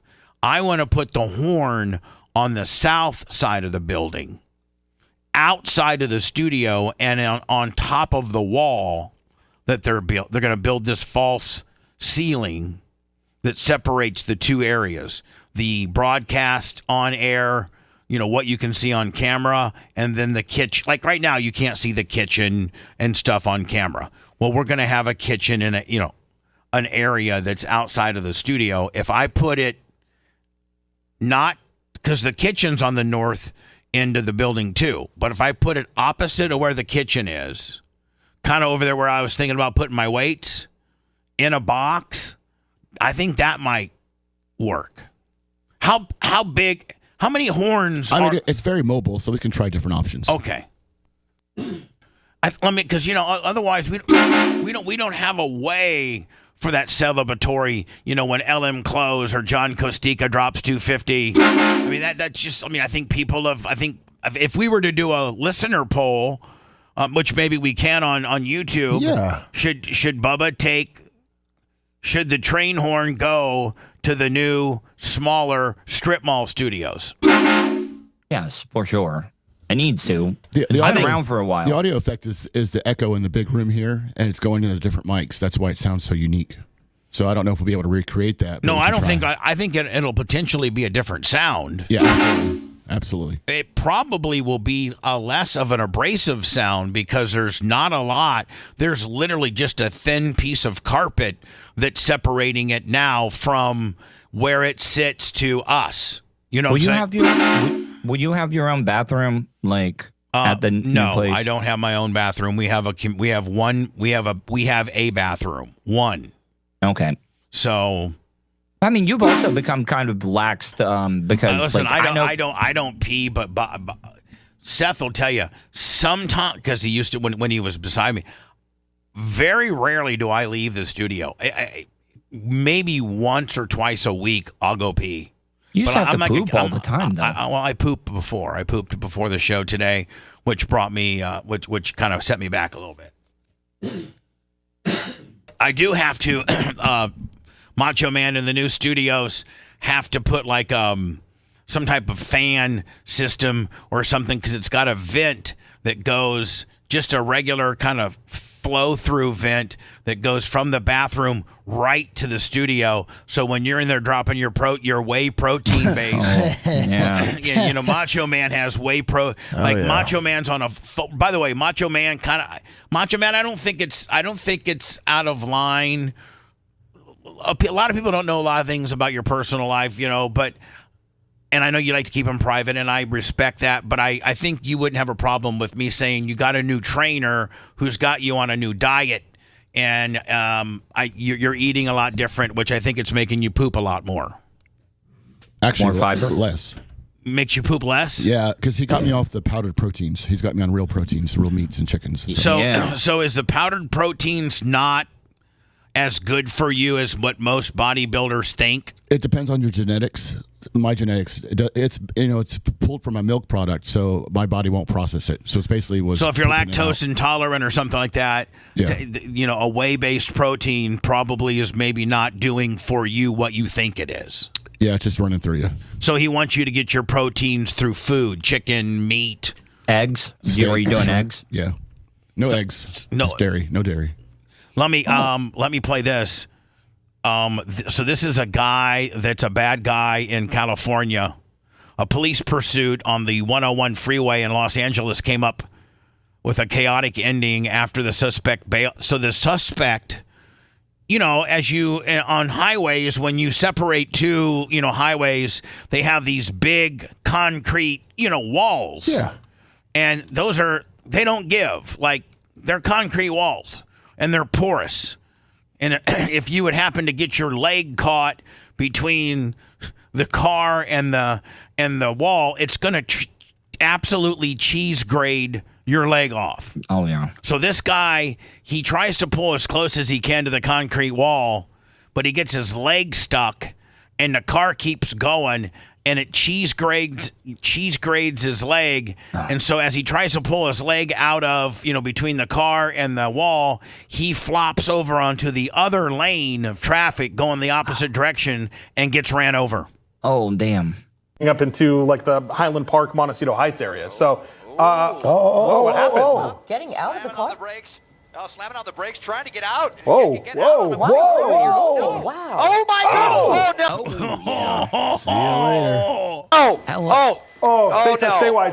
Stay wide. He got hit. So these are like the news producers saying, stay wide, because it's graphic, but it's not graphic detail. It's just situational graphic, so we can play it. But the television station doesn't want to zoom in on the guy who literally got ran over.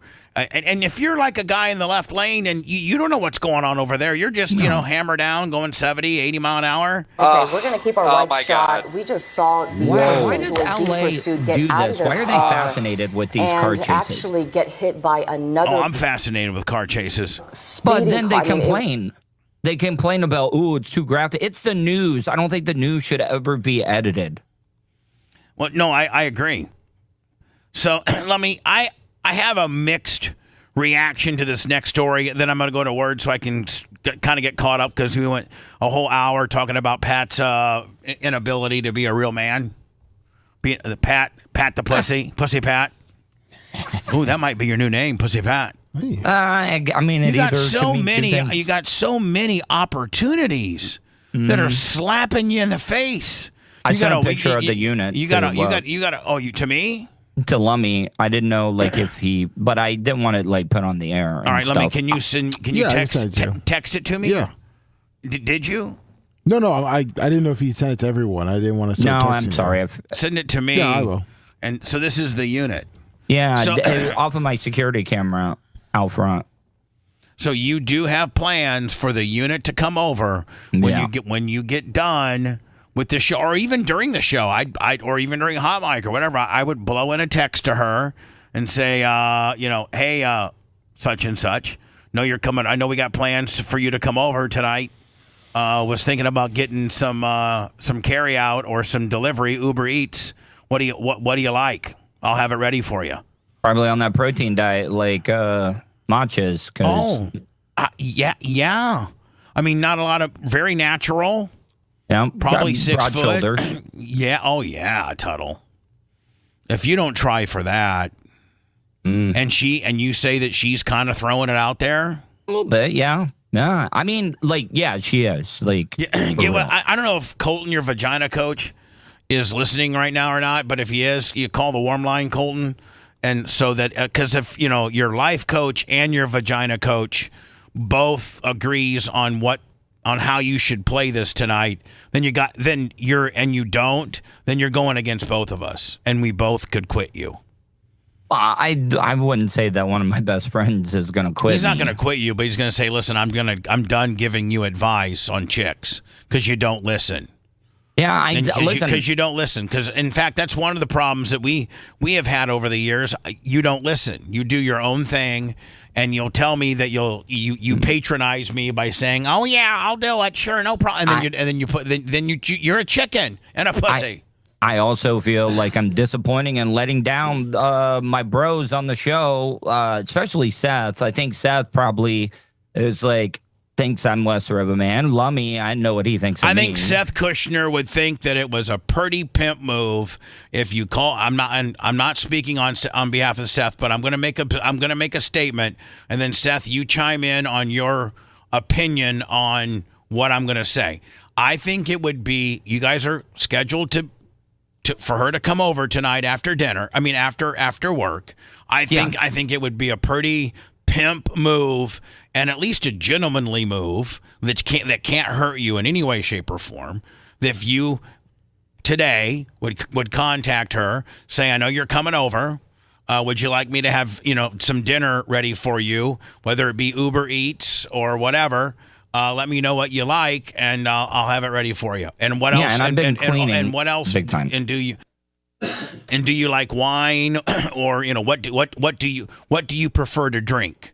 Boom! You just throw that out there, and you see what she comes back with.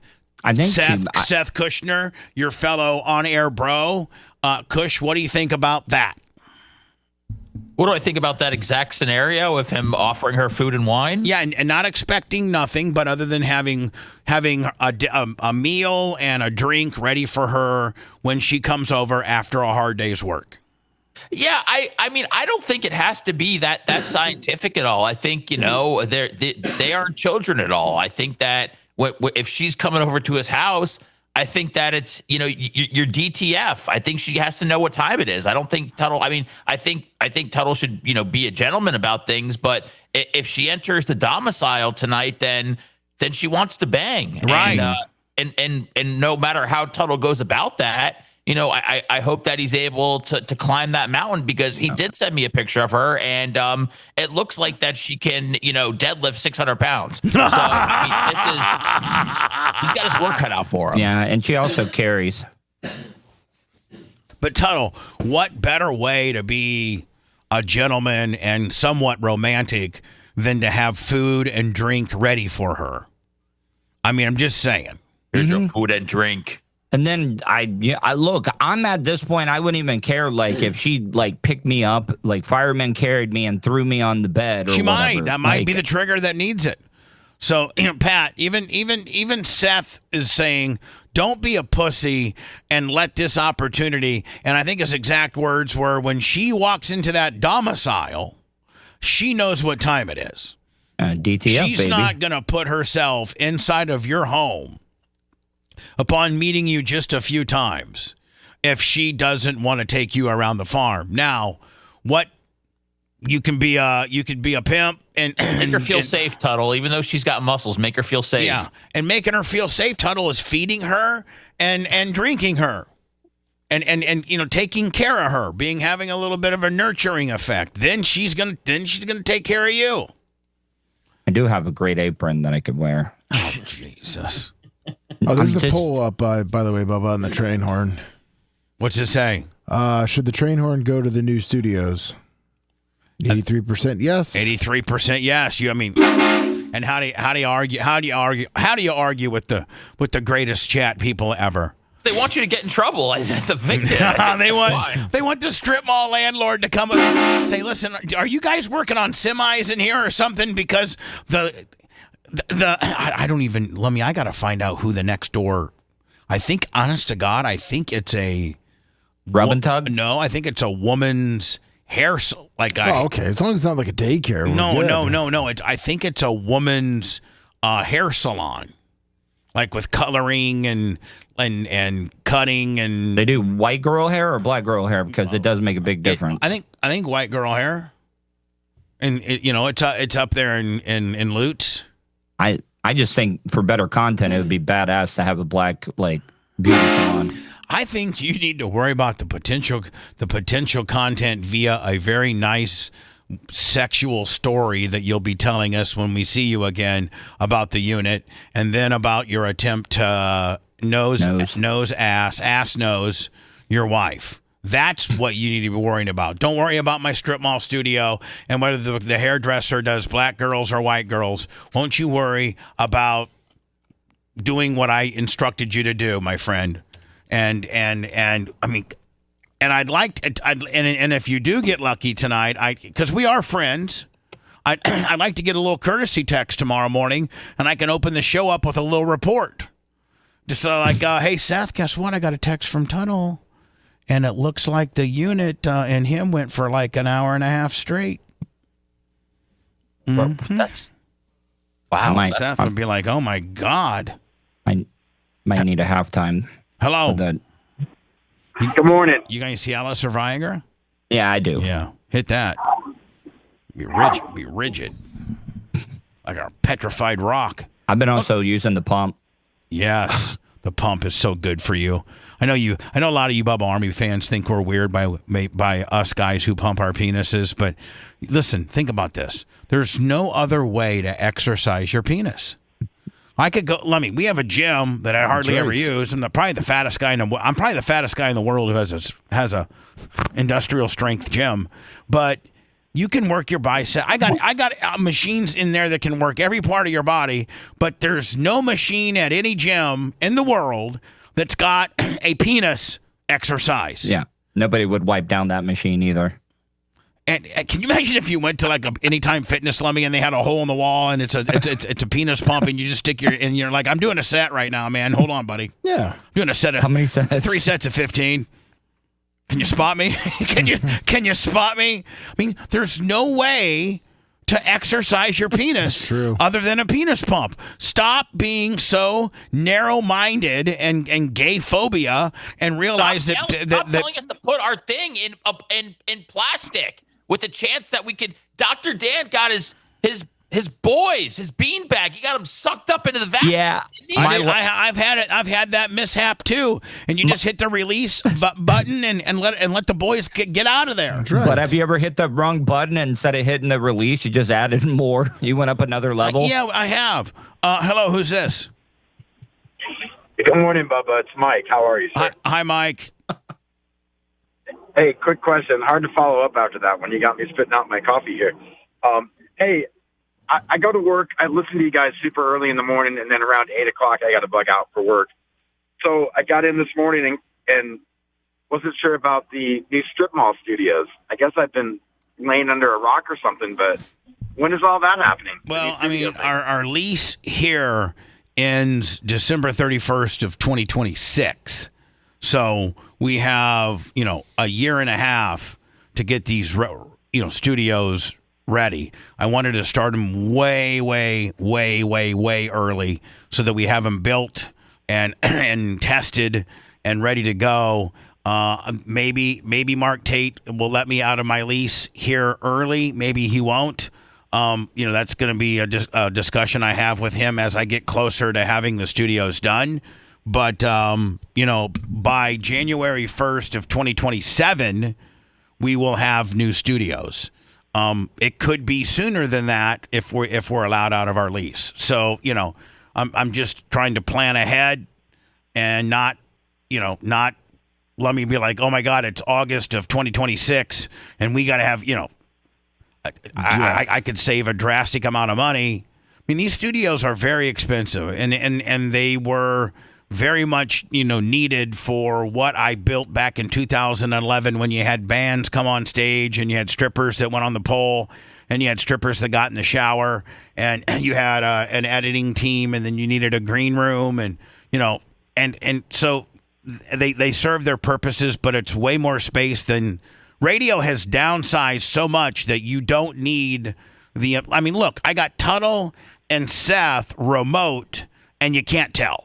The quality and the visual is you can do radio and what you need to be on the air audibly and visually has changed dramatically. I mean, Tuttle for $500 or $600, I can have Tuttle and Seth anywhere in the world and it looks and sounds studio quality. You could never do that 10 years ago. Now you can.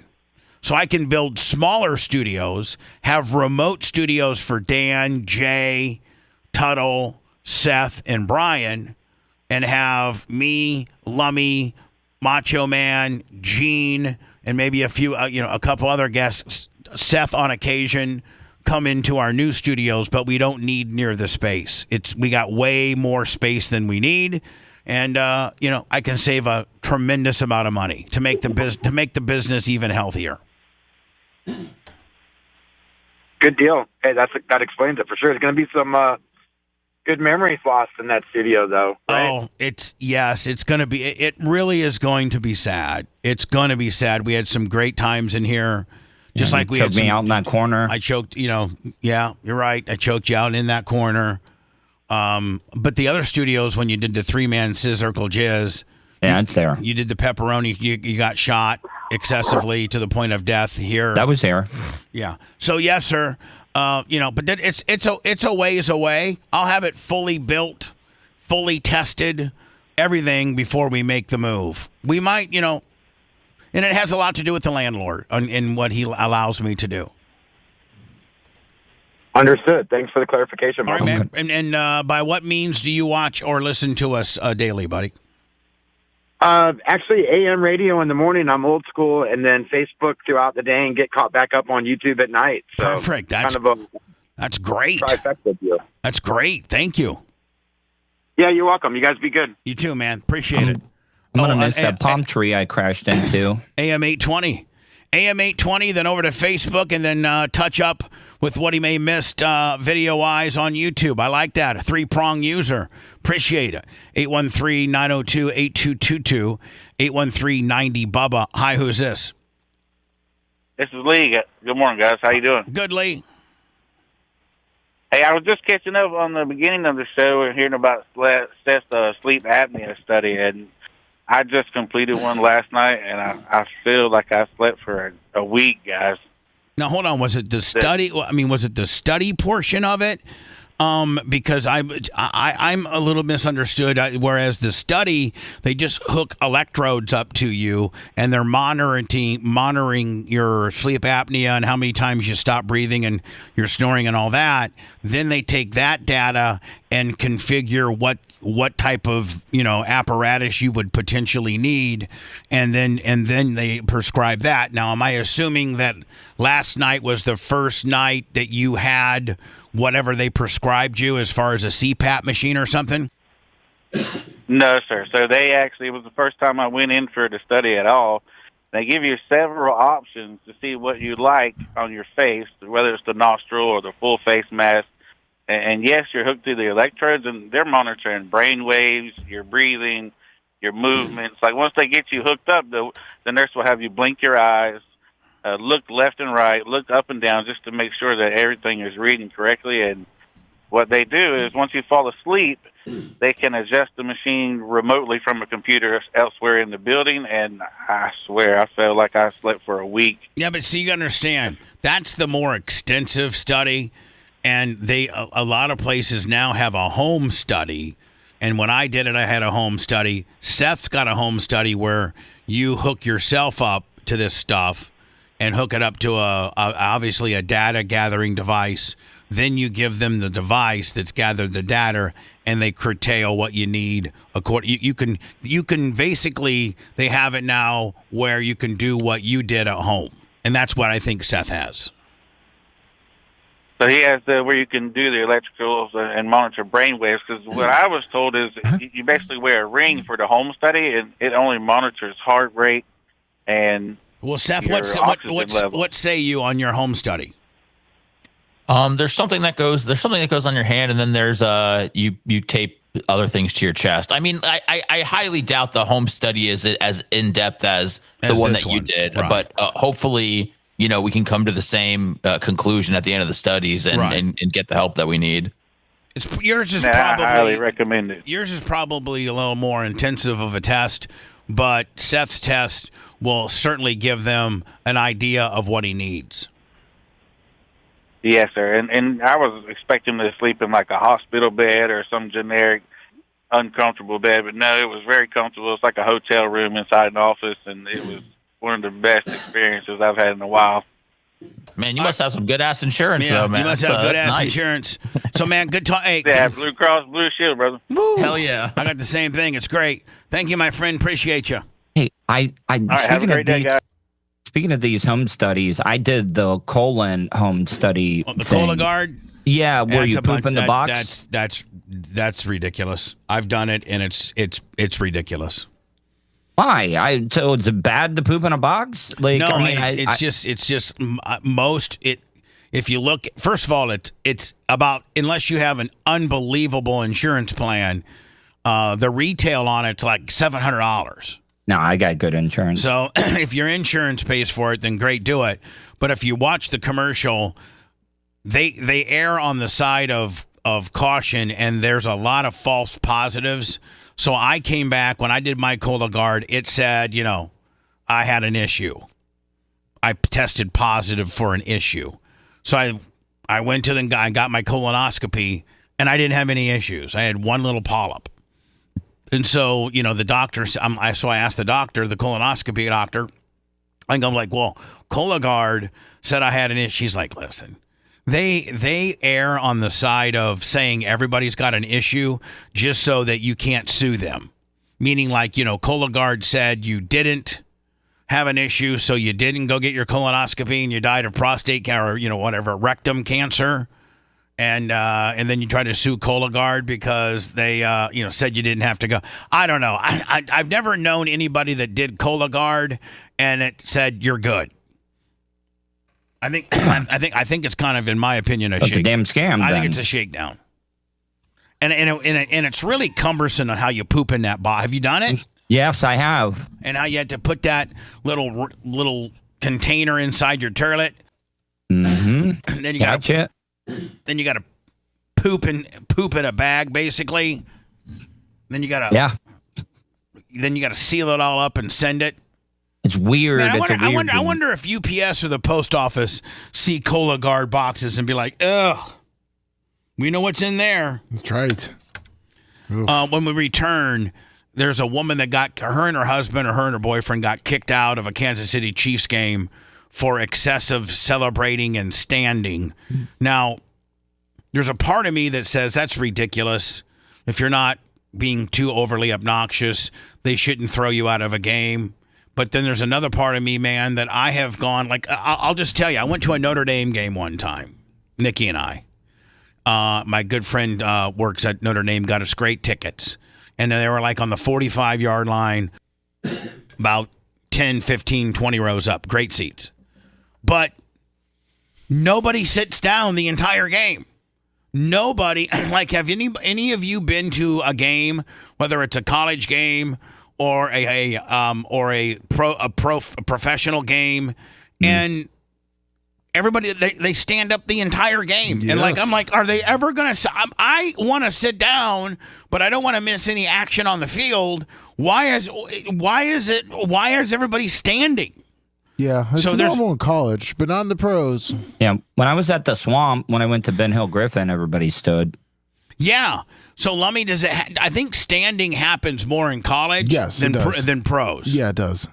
Well, I got a story about that. So, if the woman in front of me will not sit down and she's hooping and hollering and raising hell, I don't have a problem with that as long as she will sit down. Now, listen, when they score a touchdown or have a sack or get a fumble recovery or there's something extra cool, then of course stand up and go crazy. But then sit down for that 1st and 10 and the guy gets 4 yards, and that 2nd and 6 and he gets 2. What is there to stand about? That's just football. So anyway, nothing pisses me off more.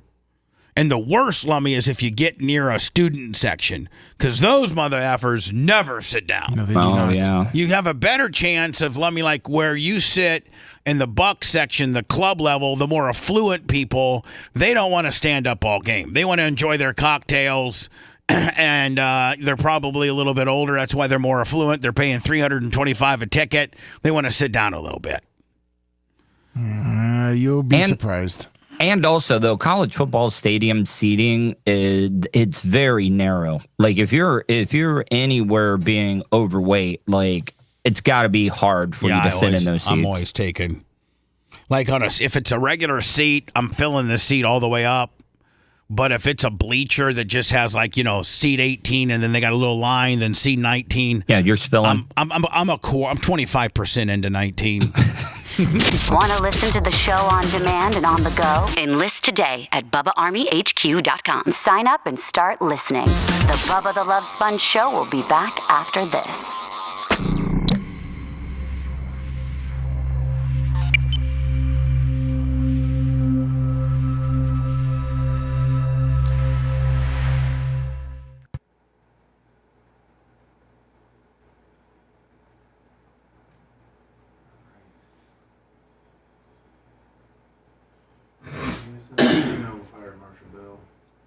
Hey, everybody on chat. You're right, Dr. No. Bubba wants to shit in a box because he didn't make it home to take it down. I have shit my pants before lately. I just shit my pants 2 weeks ago.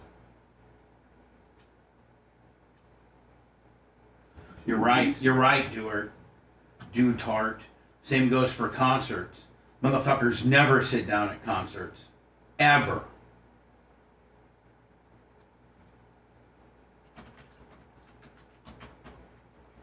Yeah, no shit.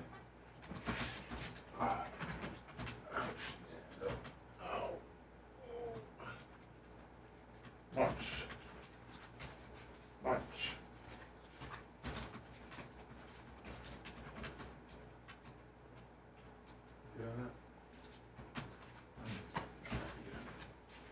They're doing it much. Let me know. What's that? Oh, I was talking to Macho on Hot Mic. Trey, go rent Video Killed the Radio Star. What's that? Oh, people were asking. I said, make sure you go check out Video Killed the Radio Star.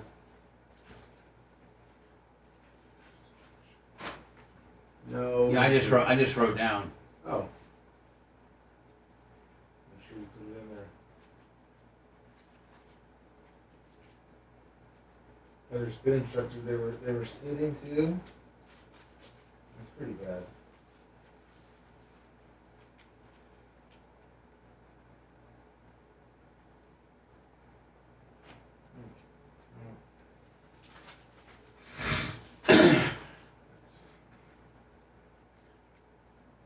Detroit Dirt Merchant Town. Thumbs up. Felix, did you do one?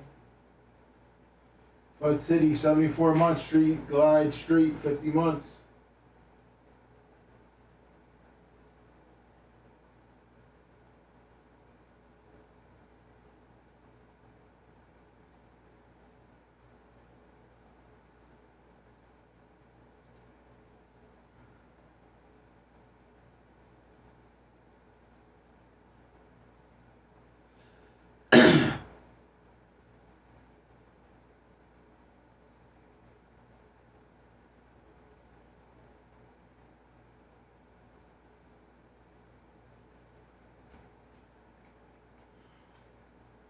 There you go, that's good, Felix.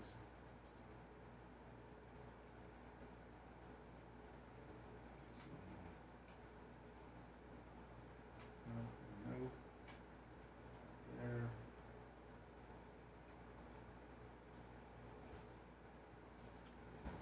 You would think he would.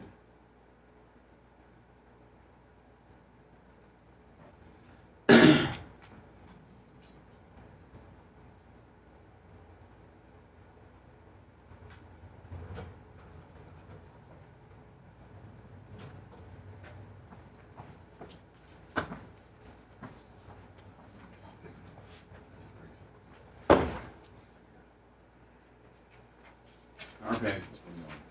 Yeah, well, I mean, this is. Hey. This is for him. I would ask him if it works. What's that? Oh, the bullet points for the guest today. I made bullet points with his stuff. I don't know if this is big enough for you. Try to break it up. Okay. So it's the Yeah, bullet Can you points. work that, or is it? That's good, yeah. Okay, thank you. I can work with that. Thank you. Appreciate it. I do help him with that, Bubba. So, but he checked it. He said it looks good. The information's correct.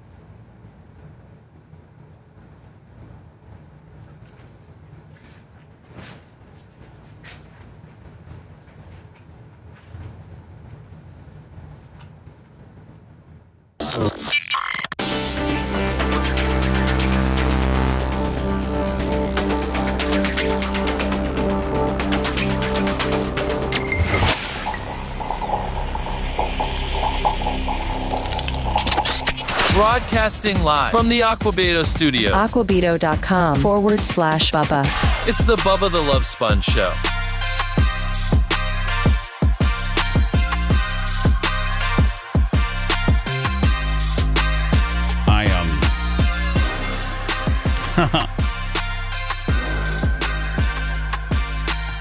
I don't know if I should talk about this next topic. Let me. Gonna really look like a pussy. But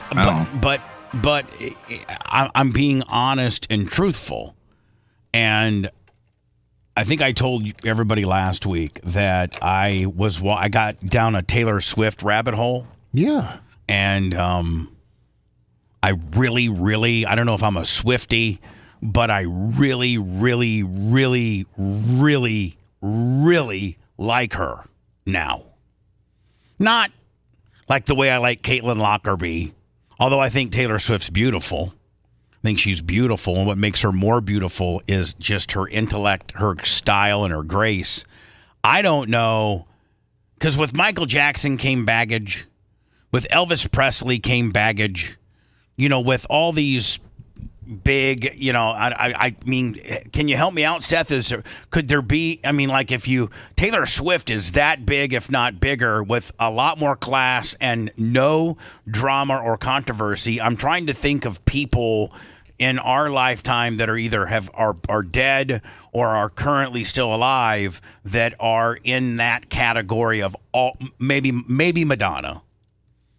Like within the, Taylor Swift is definitely in the Michael Jackson, Madonna, Elvis, Taylor Swift. Is there anybody else that I could be potentially missing? Could it? I don't know. Not off the top of my head. Right. And so if you take those four, that if you take Mount Rushmore of music and entertainment, every one of those had some type of controversy or some type of, Elvis obviously was a drug addict and just, he's pedophile. I never heard pedophile. Well, I mean, he married underage, right? Well, it was legal. That was a little bit different back then. So, and then, of course, Michael Jackson, we could sit here for the next hour and talk about all the controversies, around him. And then, Madonna, I think, I think Madonna is on the Mount Rushmore, but, Madonna is a rough around the edges Taylor Swift. She gets points for adopting black babies, though. She does. So I had a 2-hour flight to Indianapolis, and then a 2-hour flight back home. And back home, I had college football to watch because, Southwest you can hook onto their Wi-Fi for free and watch TV. And they got all the big channels, ABC, CBS, NBC, ESPN. So I was watching the Arizona State, Texas Tech game. I was watching the Notre Dame game. So on the way home, I knew I had that. So I went and bought her new Taylor Swift's new album. I went and bought it. Wow. What's your favorite track off of the Call Girl album? I would say probably either Father Figure, or Wood, or Honey. The album's called Life of a Showgirl, and I think it's the first. And I don't know a lot about Taylor Swift, but so maybe Seth, you can help me out here. It's always been kind of, I think, the rap on her, and it's not a bad rap.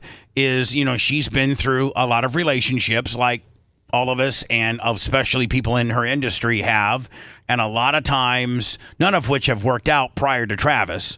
Meaning, Travis Kelce. This album, is the Life of a Showgirl absolutely has no less than 5, maybe 6 songs that are directly correlated to her unbelievable healthy relationship with Travis Kelce. So you were watching college football and you were listening to Taylor Swift in the background? No. Oh, okay. I said on the way to Indiana, I listened to Taylor Swift's album.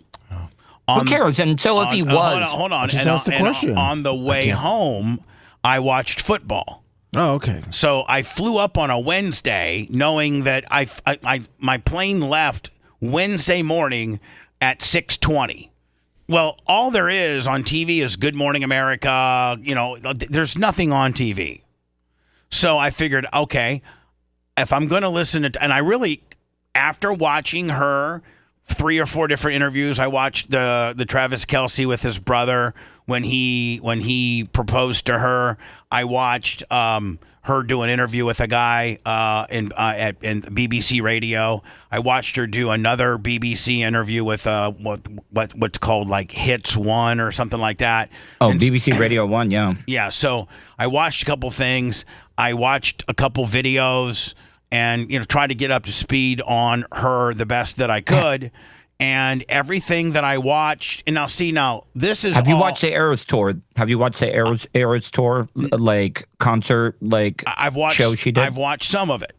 So the reason why I even bought the album, and the reason why I even am enthralled with her, is because of all these things I saw.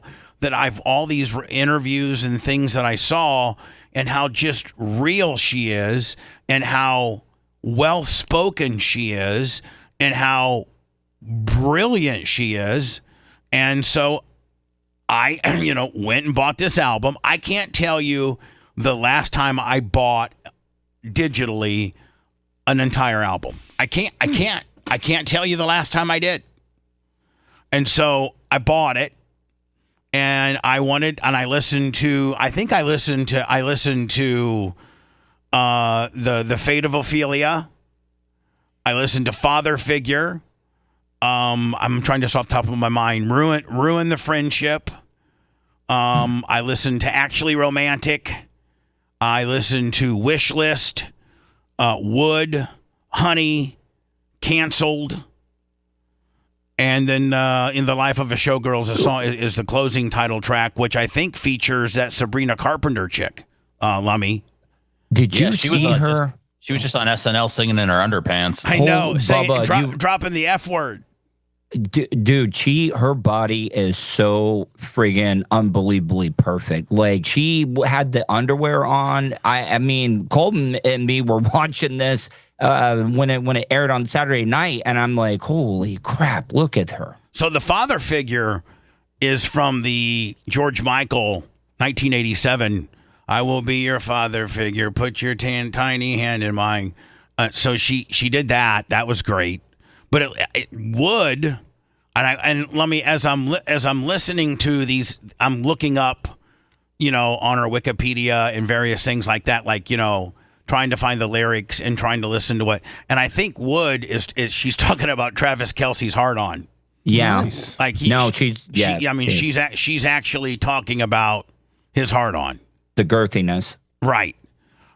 So I think Fate, Father Figure, Wish List, Wood, Honey, I think those are directly, targeted to or about how much she loves Travis Kelce, how healthy their relationship is, because I got a little somebody got me distracted, but I think, and I directed this to Seth. Seth, isn't it kind of the rap on her prior is like she would do songs and then she would be with a dude and then break up and then write a song about him, kind of dissing him, or that was kind of her jam. Yes. And that did well for her. But if you dated Taylor Swift and you guys broke up, you were going to be on the next record. And this new one that's out, I think it's the first. I think it's her first. I think it's her best-selling release of all time. And I think the minute and she announced it on that podcast, New Heights. She announced it on Travis and his brother. What's his brother's name? Jason's and do you guys have you seen if you look at podcasting charts and things like that, that podcast hosted by Travis and Jason is one of the top podcasts in the world. Have you seen the guests that they've been getting? But they just had Keanu Reeves on. And then they also had Leonardo DiCaprio on to talk about his newest movie. Well, they now have established themselves as a huge franchise pop-wise, and they are now a must. They're in the Joe Rogan, Call Her Daddy, Megyn Kelly, Tucker Carlson, all these huge podcasting franchises that people need to hit to promote what they're doing. What's the podcast called? New Heights. The New Heights podcast is in that arena now of a must-do podcast if you're out promoting something. So anyway, call me a pussy. Call me a washed up Swiftie, but I enjoy her music. But what makes her music more enjoyable is the fact that how calculated, how smart, how well managed. And I like when she was doing the podcast with Travis and his brother, she was dropping the F-bomb, and she's like just talking about how they like to pull ribs on each other, and she was like, well, that was a bit, she kind of lives our type of life where, let me kind of like pro wrestling, where is it a shoot? Is it a rib? Is it a bit? She's just, I know that they've got her modeled and portrayed as this, very, very, very, coddled and protected. But I think she's very far from that, and it just took the right dude to kind of, quote unquote, man her up a little bit and reel her up. And I think that she's just like, I've just become a huge fan of hers. And Seth, I can't believe I'm a little bit jealous in knowing that you've actually met her 2 times.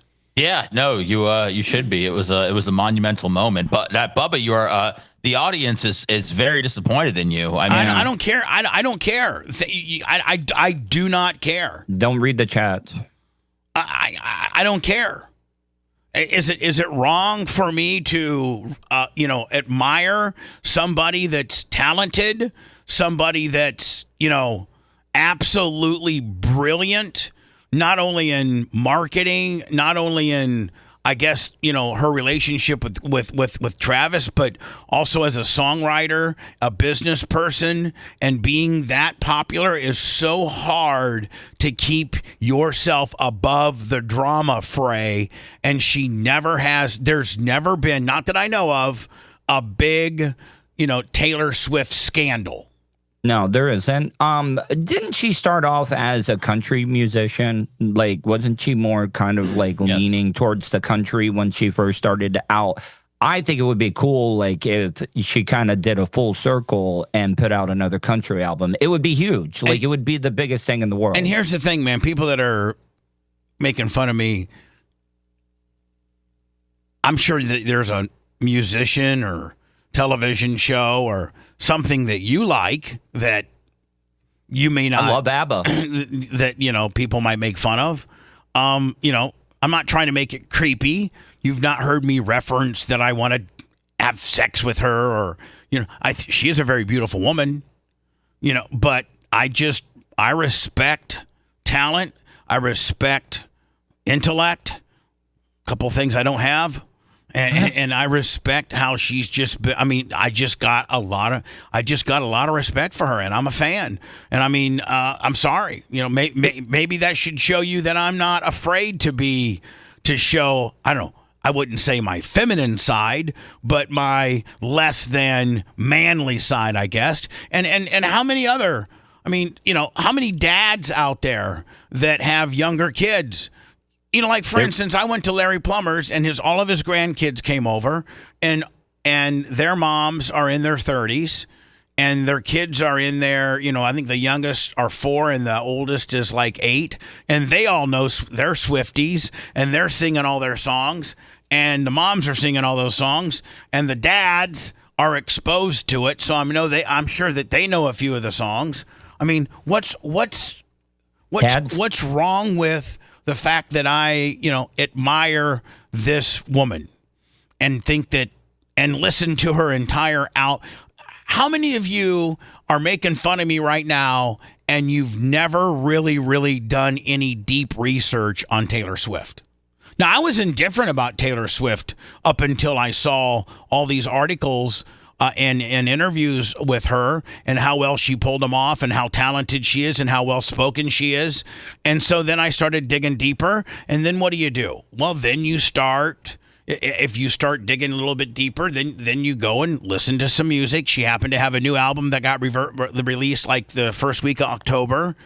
And so I'm like, I'm going to go, in order to go full circle, maybe her music sucks. Maybe I'm watching her and she's brilliant at interviews and she's got her, and I'm happy for her and Travis Kelce, but maybe her music sucks. Maybe but it doesn't. It doesn't suck. And now it's not probably geared to a 60-year-old man from Warsaw, Indiana that cuts his own grass on a 70-inch Skag. Maybe it's not geared to me, but it got me. I put the dial all the way up to 100 when Blank Space comes on. Like, for real. Like, it's all the way jamming. It's a great song. Blank Space, Shake It Off. I don't know. I'm not going to even look at chat just because it just shows you how much it's like 50-50. How much you hate me. It's like 50-50. Now, do you think she could do the Super Bowl now? What? No. Do you think she could do the Super Bowl? Can I tell you something? It's beneath her. She doesn't need it. No. If you shut up for a second, Dan. If you shut up for a second, Tuttle, and let everybody else talk, I, honest to God, think the Super Bowl's beneath her. Why would you? Because when you do the Super Bowl, you're not getting paid anything. Everybody that does the Super Bowl is relying on the Super Bowl rub to get them clicks and exposure to their existing music. Quite frankly, there's probably only one person that doesn't need the Super Bowl rub, and she can sell her own songs and not have to give. Now, also, when you do the Super Bowl, the NFL owns that content. So they can repurpose it, Taylor Swift, the NFL, Super Bowl, whatever the hell. I honest to God, think the Super Bowl is beneath Taylor Swift. It would be a big pain in the ass, and she's such a perfectionist and wants everything to be so that it would have to be such an over-the-top production that I don't think and she would put too much pressure on herself. That I don't. Seth, do you agree? I think my position is the Super Bowl is beneath her, and there's not a lot of people that can say that. I don't know if it's beneath really anybody because it still will give you your exposure, but she's somebody that doesn't need it at all. Yeah, there's not too many artists that can say, you know what? I don't think I need 125 million people watching me. I don't think that the additional 40 million downloads I get is going to make I think she's damn near a billionaire. Is she not? Her net worth doubled to 2.5 billion with her new album release. Yeah, so she doesn't need the money. She doesn't need the sales. This is the all-time, I think, fastest selling record or album, new album of all time. And you know what? Call me a pussy. Call me a fag, whatever you want to call me. But I really, really, really am a Taylor Swift fan, and I'm going to buy every Taylor Swift. I don't think I'm going to go back and buy the old stuff because if you know anything about Taylor Swift, she signed a horrible record deal to get into the industry because she was a nothing. Nobody thought she would ever be what she would be. I mean, there's only a few people in the entire world that ever ended up, starting from, like, Madonna signed a bad deal when she first got in music, and, she regretted the deal that she signed. Taylor owns all her music again if you were going to not go back and listen to it. Yeah, because that's what I was going to say. I was going to say Taylor she cut a bad deal. Her first 6 albums were owned by, I don't know, a record label or somebody. I think somebody actually bought it. And so she went back and created the best that she could, the hits and the songs from the albums that she didn't own. But just recently, she was able to buy back all 6 of those albums. Most artists don't get that opportunity, but so now she owns it all. So, I don't, I could probably go back and buy some old Taylor Swift stuff, but I'm not interested in that part of her life. I'm interested in her life moving forward. That's what I've become interested in. Well, you talk about the wrestling thing, which is kind of funny.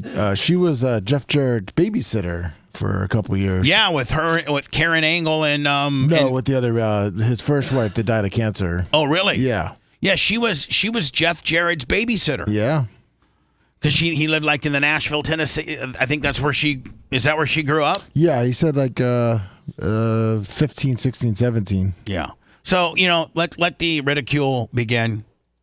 But I am, a huge Taylor Swift fan, and I really, really, really admire her. There you go. $15. So we're being kicked out for code of conduct. This is the woman Lummy. I think maybe her and her significant other. They're at the Kansas City Chiefs game, and they're just hooping and hollering. They won't stand. They won't sit down. I guess if there's enough people in your section that complain on you, they'll take you out, right? Greg D, $20. Yeah, if you're standing the whole time. And in your 8 to 10 years of owning Buck season tickets, have you seen anybody removed for being over enthusiastic? Not removed. Usually people just start yelling at them because it's extremely obnoxious when you're standing up during no plays going on. Heather Wiz says that she was actually born in Pennsylvania and moved to Nashville as a teen. Taylor Swift. Thank you, Wizzy. I'll see you at BARP, I guess. That's the next time we'll probably see her. Conduct was what? I don't know. Is Wizzy even coming to BARP? Yeah, of course. I hope I'm so. Sure. That you are disrupting the enjoyment of because we were standing up cheering for the Chiefs. Excessively, yes. Excessively cheering for the Chiefs. No, excessively standing. Excessively standing. We were only Now, woman, Lummy, is this the woman that represents the Chiefs? Yeah. The Arrowhead. Oh, okay.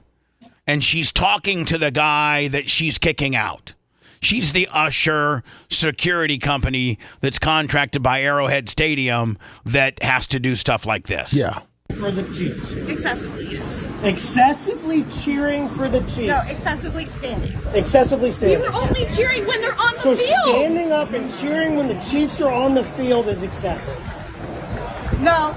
Like I said, that's what we were doing. They observed that you were non-compliant and that you never sat down. We sat down during timeouts. Oh, timeouts. What's that? Let me. They sat down during timeouts because that happens a lot. They sat down when they weren't on the the field. second time the lady walked by, she was sitting down.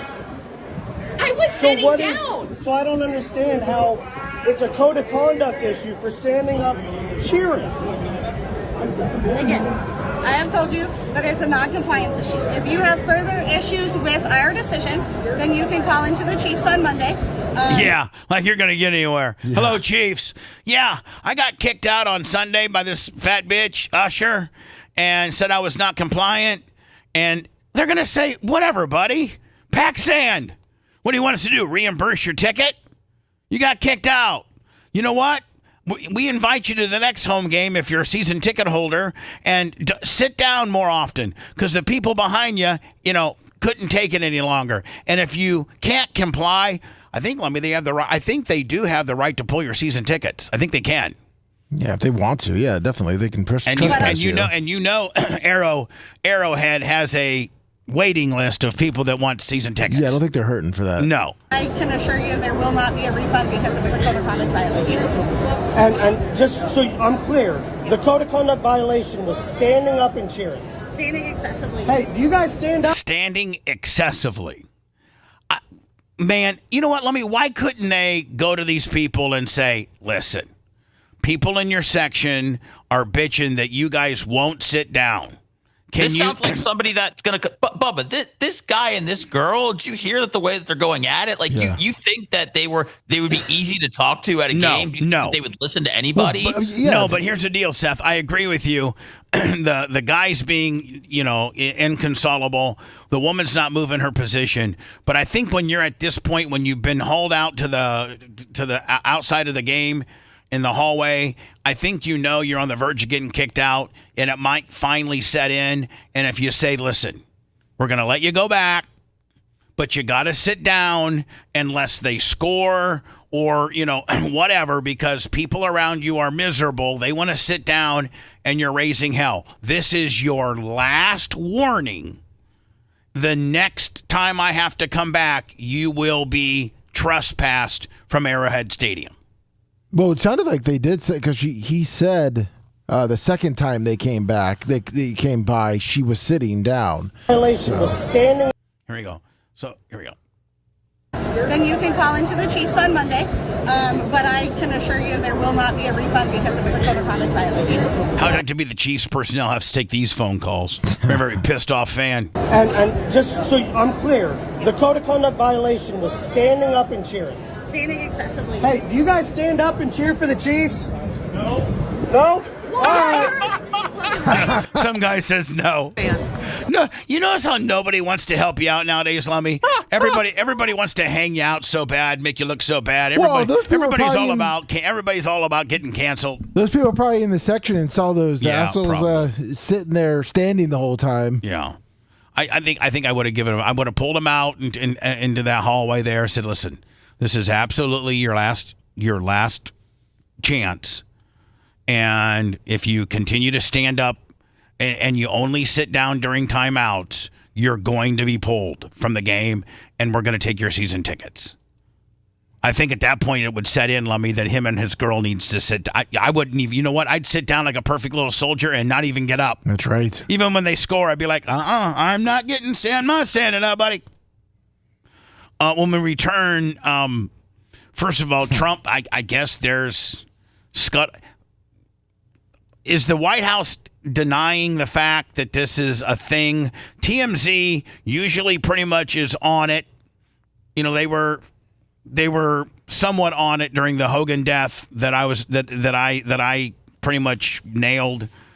Are they saying that indeed the White House is talking to P. Diddy about a pardon? I think Harvey is saying that's happening. They said they had a source tell them that Trump is considering it. The White House came out and said that he is not considering it. Trump, your approval rating's the lowest that it's ever been. I think that your approval rating could go up based on if you can get something done in Ukraine, if these Chinese tariffs can, if you and the guy from China can sit down and just quit and see who's got the bigger penis, and some of these, the government. Some of these things that he set forth, they actually kick in, and Americans see that we're going to save money. We're going to be in a better financial position. There's going to be peace.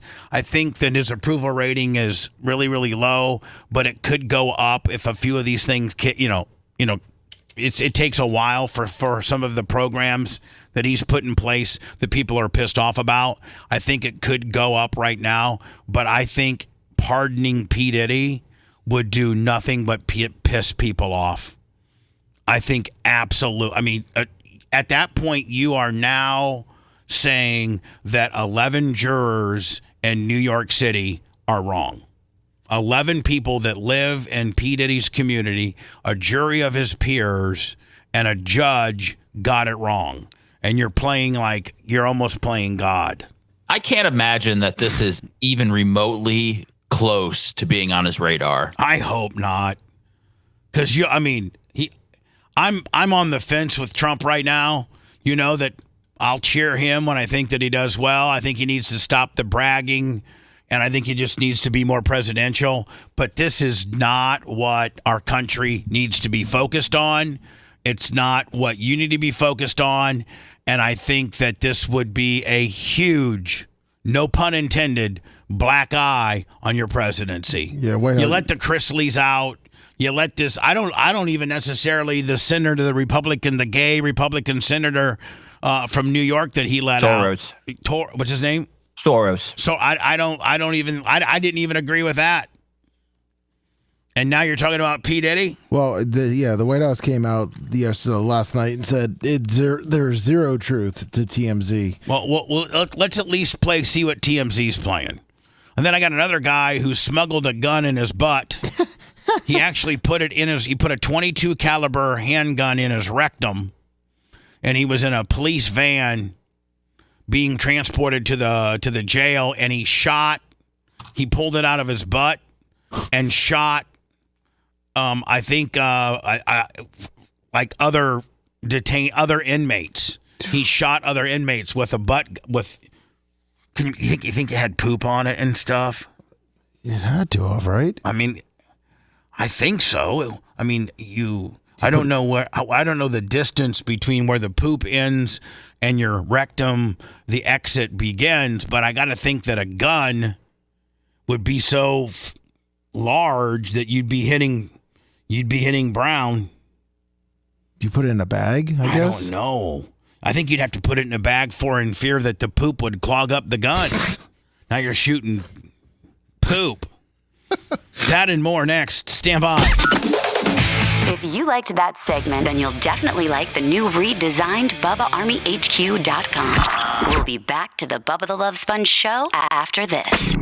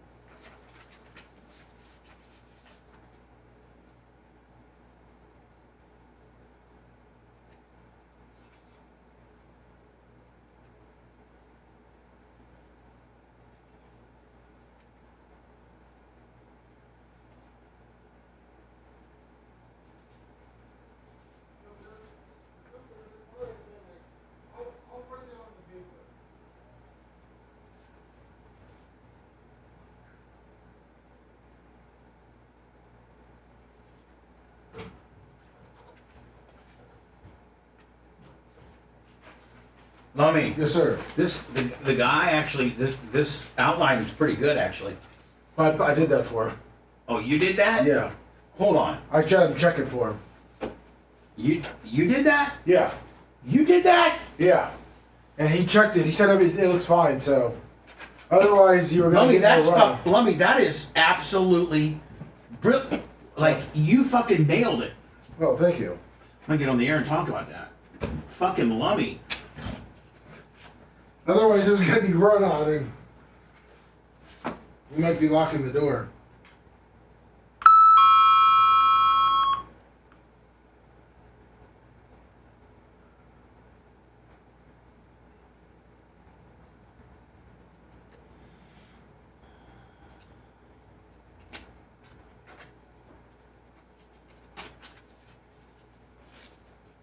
Macho, I sent a story about Tesla getting rid of FM and AM radios in their new cars.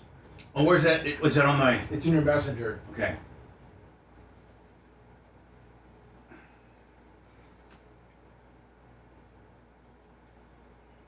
Makes Macho even more mad at Tesla.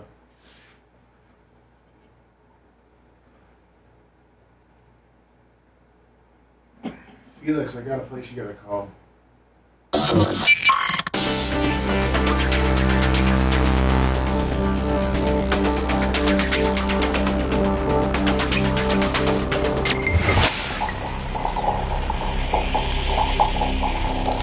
Shield your home with storm-resistant siding from Morgan Exteriors. Take advantage of our special this month. Get 20% off your project plus free installation. Choose from high-performance vinyl or fiber cement siding, built to stand up to Florida's toughest storms, heat, and humidity. Don't wait. Schedule your free consultation today to lock in savings. Visit MorganExteriorsInc.com now. That's MorganExteriorsInc.com. Morgan Exteriors, protecting Florida homes for over 30 years. Broadcasting live from the Aquabito studios, aquabito.com/Bubba. It's the Bubba the Love Sponge Show. All right, so I have a podcasting guest today. Yesterday it was Jeff Turner, who's considered the world's all-time greatest counterfeiter. What an amazing story. Hopefully Gary Cantrell will bring his very sharp razor knife with it and whittle it down to a respectable number. Is it inspiring, Bubba? No, it's not inspiring. The guy's brilliant. I mean, the guy is brilliant. You interview some of these criminals, and you're like, my God, you're brilliant. If you just like Matt Cox. Like Matt Cox is one of the smartest people I know, and you know he's now since turned that into a very large YouTube franchise. I think he's well over 600,000 or close to 600,000 followers on YouTube. Danny Jones is well over 1 million. And so some of these local podcasters have kind of taken me under their wings and given me some of their better guests. And Jeff Turner was originally a Matt Cox guest, then a Danny Jones, and then now he did my show yesterday. Hopefully Gary Cantrell can whittle that down. Gary, cut me. I'm a natural you know what? I don't know how good of a podcaster I am because I want to engage. And I want to, and I don't interrupt, but I try to fill in or maybe participate in the questions more so. I think as a podcaster, you're supposed to just ask a question and then just sit there like a bump on a log and let them tell it. Well, I like to, while they're telling it, jump in a little bit. That's just how I am. One of the biggest knocks on me is that, you know, I interrupt my guests. I don't know if that's ever really going to change. It's just me. I try to get better at it. But, you know, when you do long-form monologue radio, when usually you're the one that has to do all the talking, it's tough to let others, you know, go long-form without you double-dutching your fat ass in there. So hopefully, Lummy, Gary, while he's editing the Jeff Turner deal, if I jump in too many times or interrupted him, he could just cut that right out, making me look even better. But you said it was a 4-hour interview? Yeah. It was a 4-hour sit-down session. We BS'd for 30 minutes prior while Macho Man was getting stuff hooked up and stuff. But, yeah, and so I think Gary Cantrell could probably get that down to high $150 to $215. I'm sure he could with his skill set. Anyway, Gary, work your magic on that and cut me out if you can. Make me look good. So anyway, we got this guy, and the guy that I'm doing today, what's his name again, Lummy? Kenny Nelson. Yep. Kenny Nelson. Now, Kenny Nelson represents, let me see, Kenny Nelson. Kenny Nelson, Seth, represents my first guy off the streets from Bubba World. Meaning, Right. like he's not a guest that's been on, you know, Matt Cox. He's not a a guy that does the podcasting traveling circle. You know, like Jeff Turner, the guy I had on yesterday, the world's largest counterfeiter. He has been on soft white underbelly? Yeah. Hold on. Macho Man said the HD files add up to 2 terabytes, so we're trying to transfer them right now. Oh no. Yeah. Did Mach have to listen to the whole interview when he was at home, or did he get to like do other things and then come back when you were finished? Mach, what say you? Oh, I set him up and I left because we got all the bugs worked out, and I was at the park on the trail doing 8 miles, and I checked in to see if he was still going because I thought he'd be done to shut stuff off. They were still going. Yeah. But I turned everything off. I forgot one button, and Macho Man, before I left the building, Macho Man had texted me and said, hey, you forgot Lummy's button, Rhett's old workstation. We record on that too. So before I had left, I went in there and turned all that off. So we got it now, Seth, where, you know, kind of like Ronco, Macho Man can set it and forget it. And he can just, and I can turn, and I know how to turn it off. So that actually works out great. Mach, did it look better? Did this one look better? I was sitting in a different chair. I know we moved the guest a little closer to me. I know you had 3 different cameras, a ISO on him, an ISO on me, and a wide shot. Do you feel that this one looked better? Yeah, it's going to be better. We did it in Ultra HD this time, and we had a tighter shot on you with the lens, so it's going to be clearer pictures. So the 2 or 3 that I've done have been, you know, recommended guests from major podcasters, you know, with guys that are used to doing podcasting. Kenny Nelson, Lummy, is just a Bubba Army guy who has had a checkered past and thought we might be interested in it. And this is the first time that we've done, you know, just a person that's not a professional podcast guest. Yes. This is just literally a fan of the show off the streets. And you know what? I think, Lummy, if this goes well, it'll show you that, you know, there's a lot of people that listen to the show or are familiar with the show that would love to tell their, do you know how many people, listen, look, just collectively, if you take Tuttle, me, you, Macho Man, and Seth, we all have had effed up things in our life. Yeah. Everybody has effed up things. And now, can you carry a 2-hour podcast? I don't know. But anyway, this guy writes us this long email of all the stuff that he did. It's a crazy story. I read through it a couple times. This Kenny Nelson. But more importantly, so I thought Kenny Nelson did this. I get from Lummy and Macho Man, they hand me these 3 pages of bullet points from Kenny Nelson's email. Kenny Nelson's email was probably a 7,000-word run-on sentence. It was a 7,000-word run-on sentence. And Lummy took that and, I mean, made me bullet points.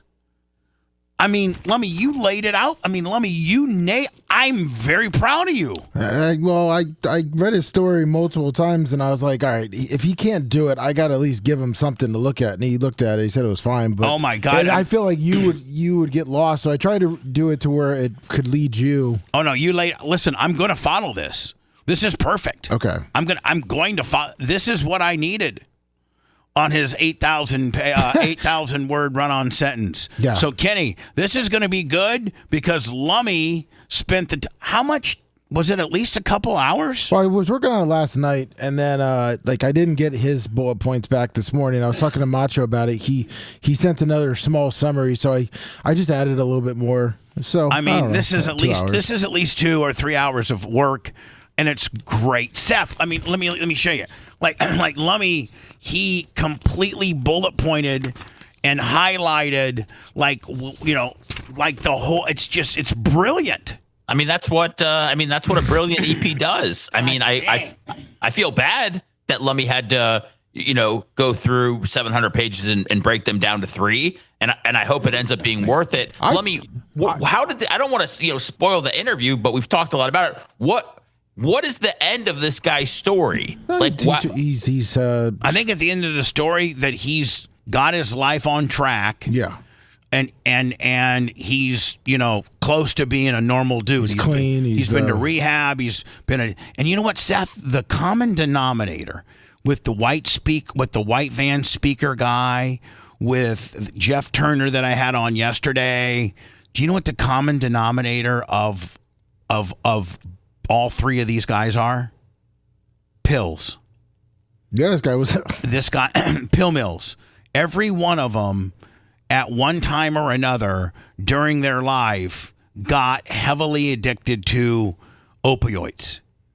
That's the comment. Like this guy here. Does that make them bad? No, I think people don't realize how big of a Tuttle, weren't you addicted to him one time? Oh, it's a hell of a drug. Very good. That's why the addiction is so up there. I mean, you would actually shut your arm in a car door into a car door. Yeah. And so that you could go to the emergency room, hopefully you having a hairline fracture so that you could get 60 Percocets. Yeah, I would roll because at iHeart at the time, they had one stairwell that didn't have carpet on it, and I would roll myself down the, bottom staircase. To get all scratched up? Yeah, get all scratched up and everything. And then you would say, I fell down the stairs? Yeah. Mm-hmm. And then go to a doctor and say, I'm in excruciating pain.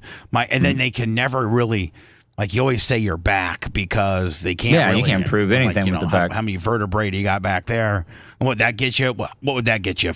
30 with a couple refills? Yeah, I mean, at the best moment, I was getting 10 milligram hydrocodone every 3 months. But then I was, but now back then, though, you didn't have to worry about the fetty and stuff. Yeah. I was talking to Jeff Turner yesterday. He's like, when he was shopping, when he was doing pill mills, they were giving, you would go pay $350 to the pill mill, and they would give you. They would then write you a prescription for 260 pain pills, and you would stay in the same building, just go down the hallway to their pharmacy, and they would fill them for 30 cents a pill.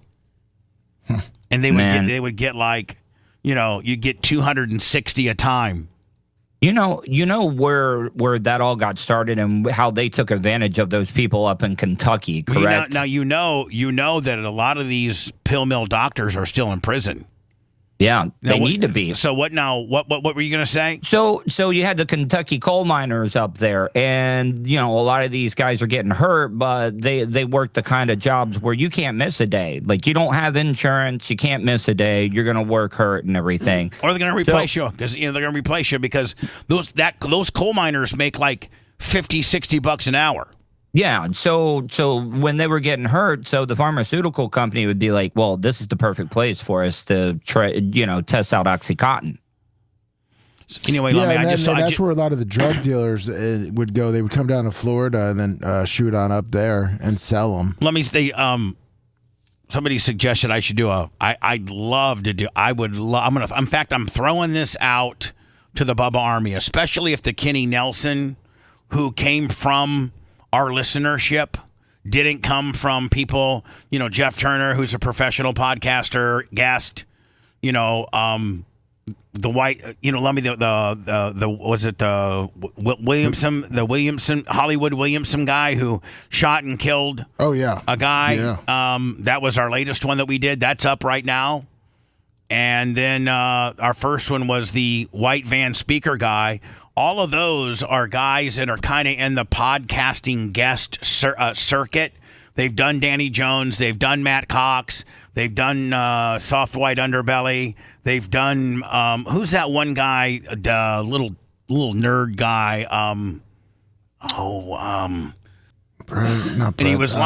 He's a little nerd, and he was locked up, and he's in that crime. Criminal deal. I forget what he looks like. Who's a little nerd who was locked up? I don't feel like I'm having any clue. I'm trying to. That. No, I got to find his name because everybody. He got a very popular podcast, and everybody's had him. I'll find out his name. But Lummy, Kenny Nelson, the guy I'm going to interview today, truly comes from our world.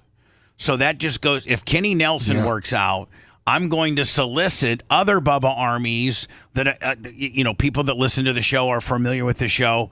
Your trials and tribulations, send us an email, hopefully a little bit more structured than Kenny Nelson, of what you've gone through in life. Maybe you did some prison time, but Lummy, I'm looking for a flight attendant. Yeah.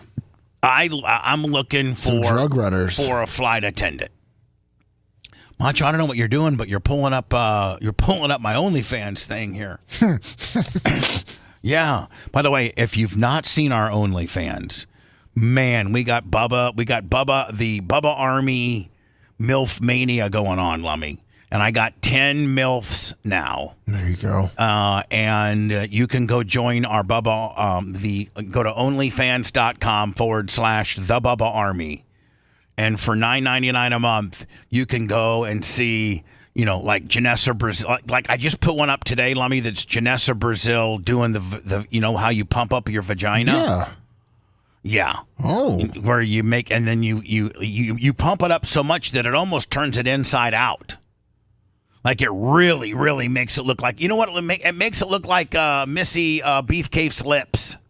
Oh, that's like a baboon's ass. Now, am I supposed to be Macho? What am I supposed to be doing here? Playing this? Am I going to play this, or are you just showing me? I was just showing you the shot of you, the new shot. I think it looks good. And look at that. Let me get a hold of Mike Musio and let it. Got the Aquabeto product placement. There you go. Looking good. Yeah. And now, Mach, can you show me Jeff maybe the wide shot? I want Seth to look at that. Now, is that how he was? Is that how he looked most of the time? Yes, but Gary will be able to zoom in and punch in on it. What's that? That angle just seems too low. What do you mean too low? Well, I mean, it's not on the same level as you are. It seems like you're shooting him from below, is what I'm saying. Well, let's look at the wide angle of both of them. Yeah, let's look at if they'll give us the wide angle now. This is from yesterday. And I probably want to move those speakers and, maybe do something with that corner. Or maybe we could, move those speakers and on that brown stool, put our 100,000 YouTube award deal. Okay, right behind. Yeah, we can do that. Right.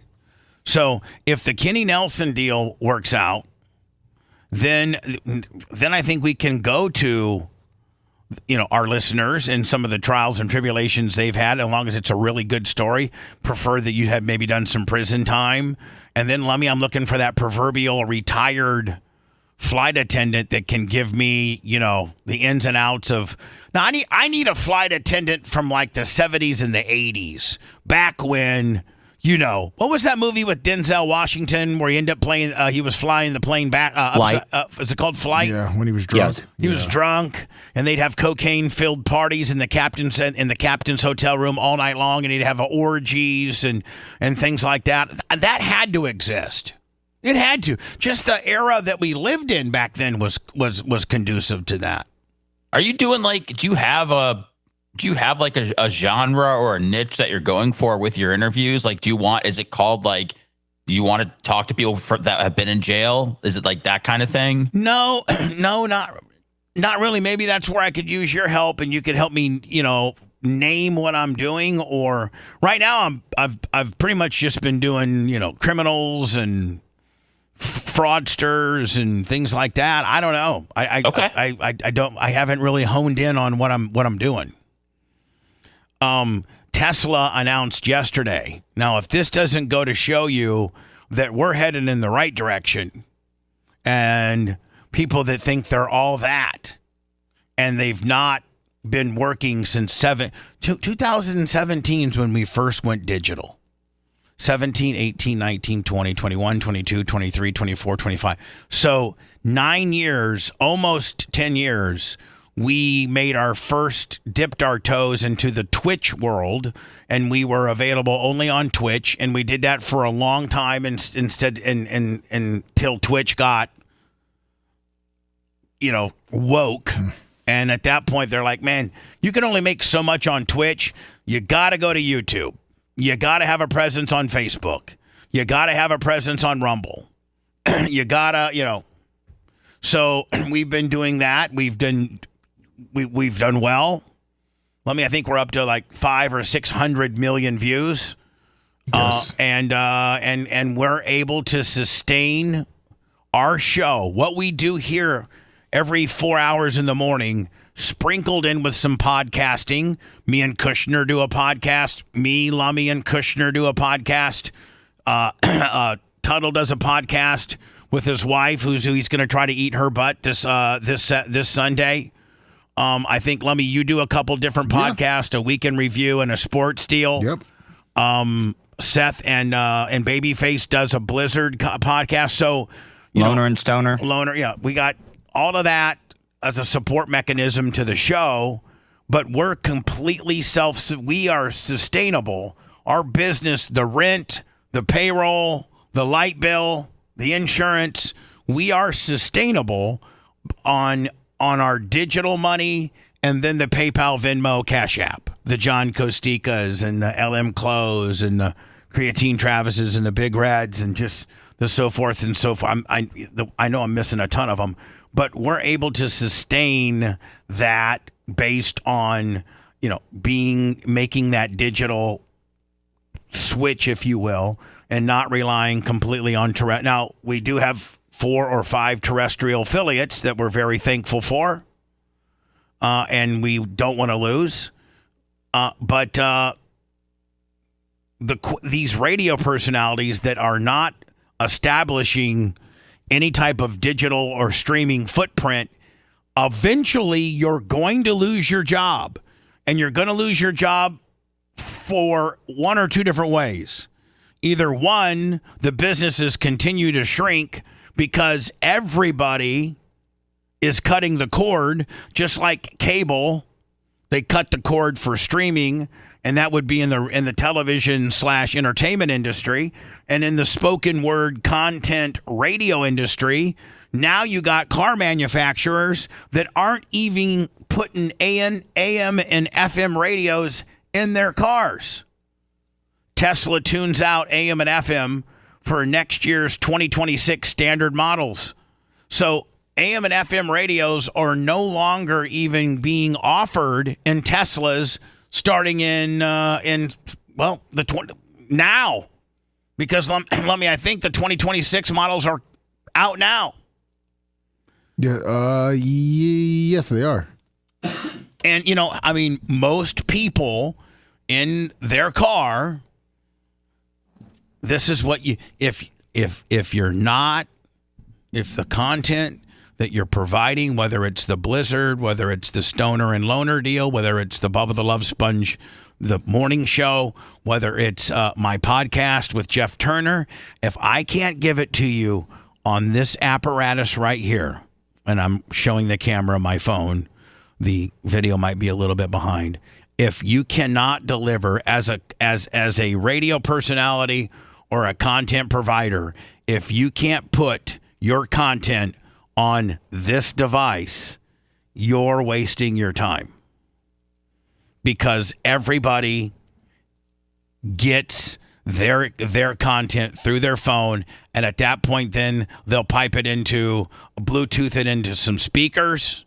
If you want to listen to it, like that, Bluetooth it into or wire it into or plug in some headphones and or Bluetooth some headphones, or run it through your car system with Apple Play or every car now has an auxiliary screen or portion where it literally mirrors what your phone has.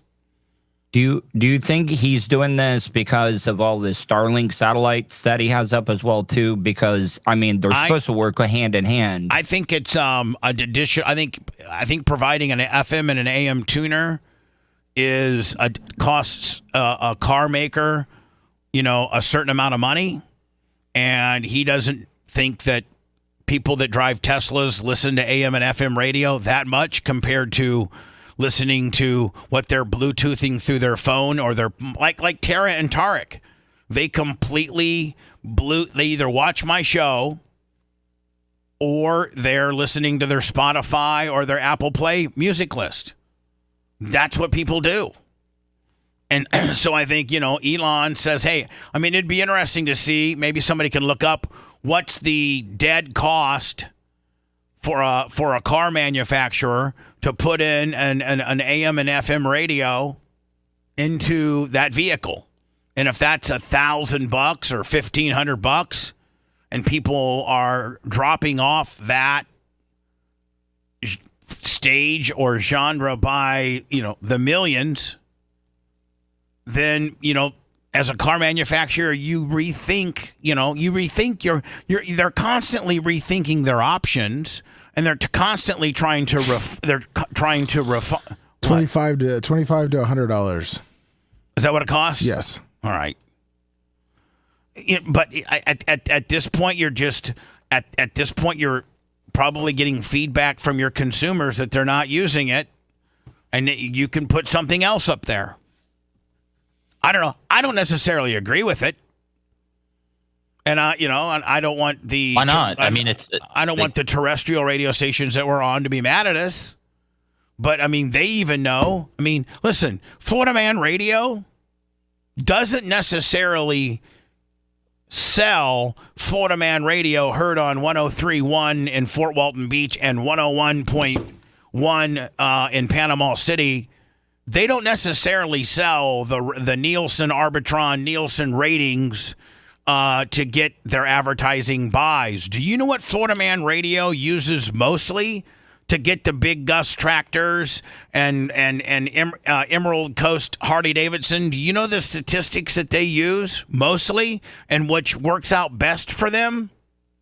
How many people listen per month on the Florida Man Radio app? That's the stats that they use. They're not using what 103.1 Florida Man Radio in Fort Walton Beach, what their Nielsen, ranking and or share is. In fact, I think John Caracciolo, the owner of JVC, is thinking about getting rid of Nielsen due to the fact that he thinks he doesn't agree with their methodology. More accurate. I'm not going to get into that. I can't get into that legally, but he can tell you how many people. He can tell you that 350,000 people in September hooked up to the Florida Man Radio app, and they listened for X amount of minutes or hours. That's a far more accurate statistic than what the ratings companies do now, because that's a real hookup from a real person listening to your content for X amount of length. You were saying you don't want to upset any of the radio stations, but don't you feel like overall that we are a radio show over anything, because we follow the rules of the radio. We're programmed to go on the times that the radio has people go on. If I feel like that's the first thing. So yeah, nobody should be mad, because we're kind of a hybrid. Like, we are structured with radio. Seth, you're right. We follow I think you said it best. We follow the radio rules. We never break FCC protocol. We can say things on the stream that we could not say on regular radio, but we, during this 4-hour program, follow the radio rules. So you're right. We are structured to be a radio show, but we hybrid out while having our digital platforms. So, and we're one of the very few people that are doing that. I don't quite frankly know of anybody that's doing that. That's doing kind of toggling the best of both worlds. You're on FM, AM, and FM radio while being seen even by a larger audience digitally. So, that's how cool we are.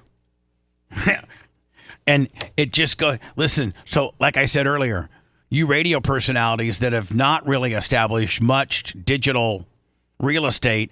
And here's the other thing. I think, Seth, you'd be more familiar with this than I do. You know what these people, what type of contracts they're being offered or what they get. I don't know that they actually own the content that on the show that Drew Garabo is going to do later today. I don't know that he can take that show and that he owns that show. I think Cox Communications owns that show, and he can't do anything with it. Russ came, though. That was part of his deal over Russ from the Monsters. That was part of his. I think Russ's new deal. Yes. Russ's new deal, but that's only a year old, right? Yeah. Yes. So, I mean, we have all of our library that we own. So nobody can touch what you have. So, Seth, I don't think these guys can really establish much digital real estate because they don't have a library to put up. And if they were to cut a new deal, their ownership of said material starts from that day, not retro. And so you guys are either going to be shown out to pasture because of the expense that it takes to do spoken word radio over FM airwaves, or musically, you're going to be replaced with AI. Did you see the latest cuts that iHeart had, and they're now targeting midday people? Now it's almost all of middays now is AI. They just FLZ just got rid of Katie Summers, who had been there for over 20 years. It was that was a brutal firing. And if that doesn't mark the beginning of the end, I don't know. That marks the beginning of the end way more than anything Tesla is doing right now. When you start blowing out the core people that have survived 6, 7, 8 of the mass firings that have happened over the last 10 years at iHeart, like there's nobody left. And Katie Summers did what day part? She did middays for like 100 stations. Exactly. She did middays and then voice tracked it for pennies on a dollar across America, and they got rid of her. And she's been a market staple for 20 plus years. She's talented. She's great.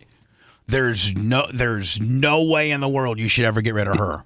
Did you see what the TV broadcasters are freaking out about? They just did this whole news report. It was like a 30-minute special, and it was all about AI. Did you guys talk about this? No. And at the end, the reporter at the end of the thing admitted that she was an AI-generated newscaster.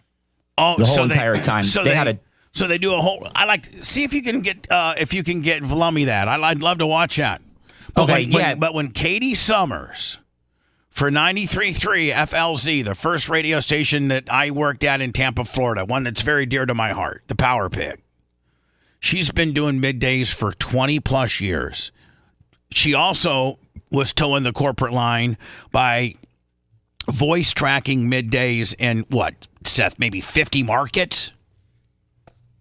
A ton. I mean, if you've survived iHeart, over the last however many years of them letting people go, they've let program directors go. They've let midday shows go. I mean, they've let everybody go.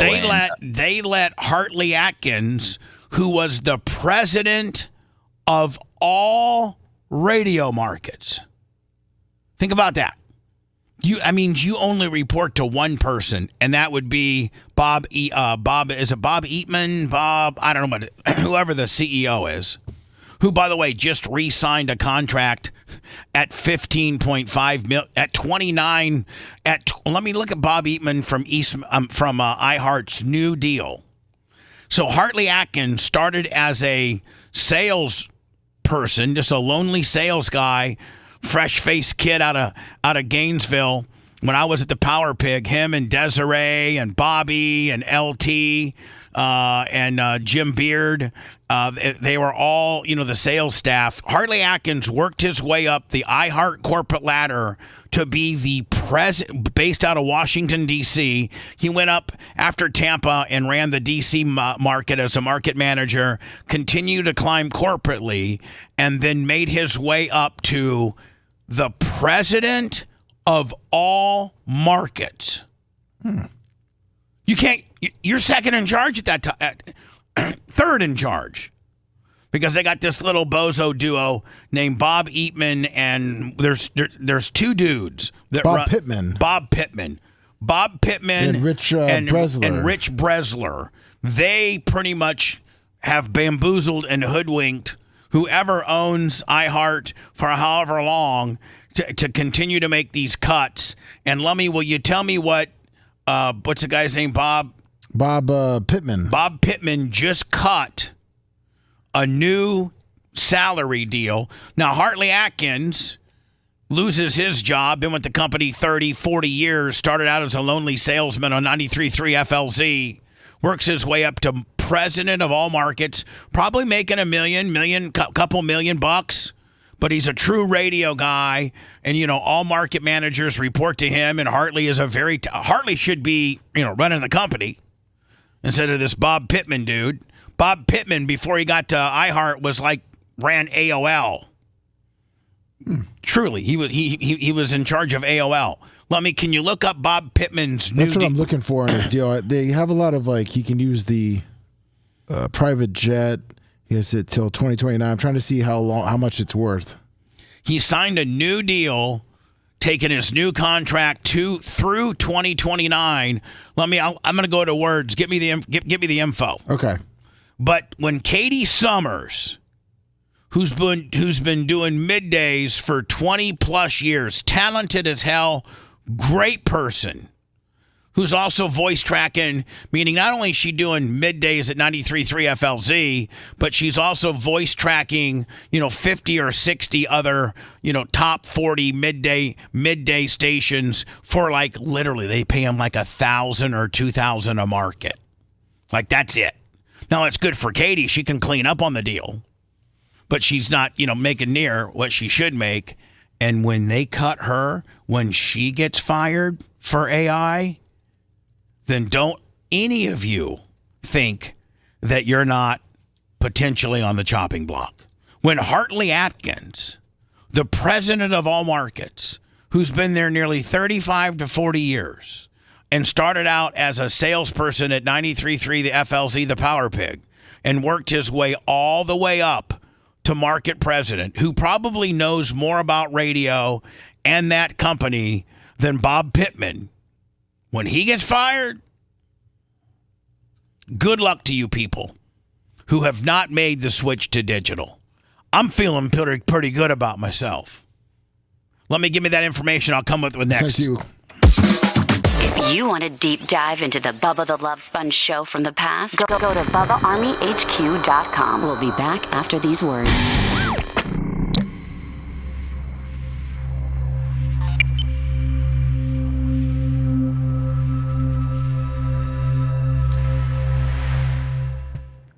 They estimate it's worth about with base salary and bonuses, it can be worth up to $15 million a year.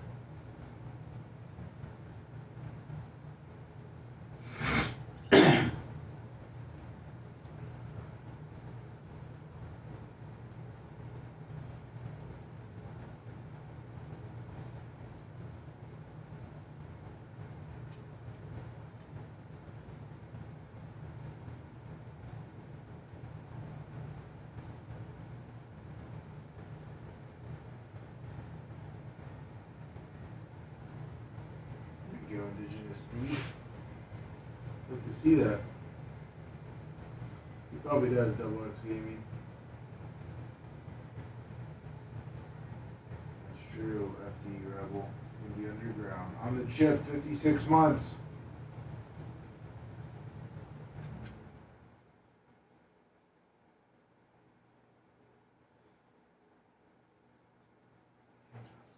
That's what I was thinking.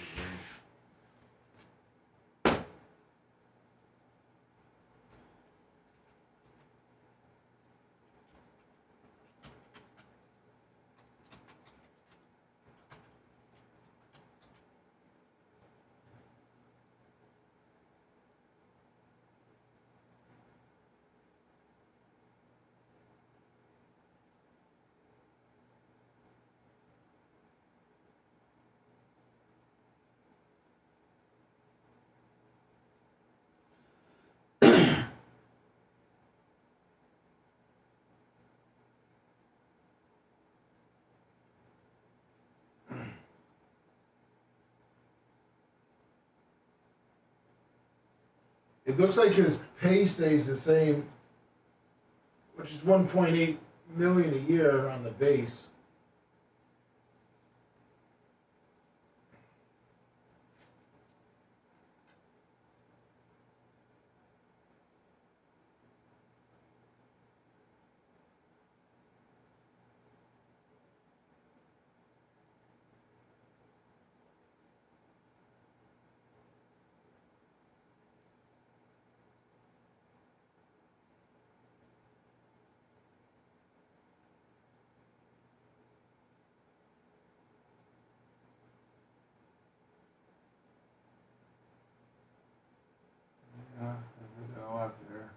feed. Oh yeah, Snooze Hook.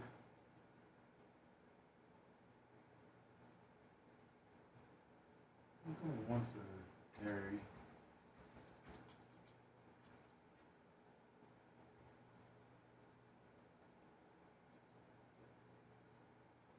Really? Not sure.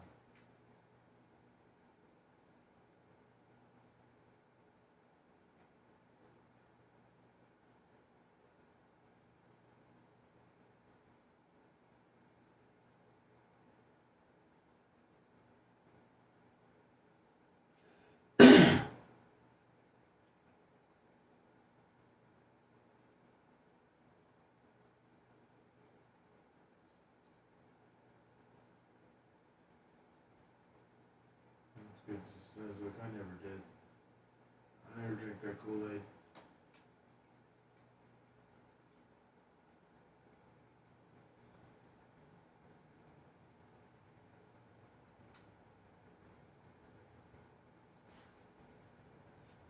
Takes time, sniz to wake up.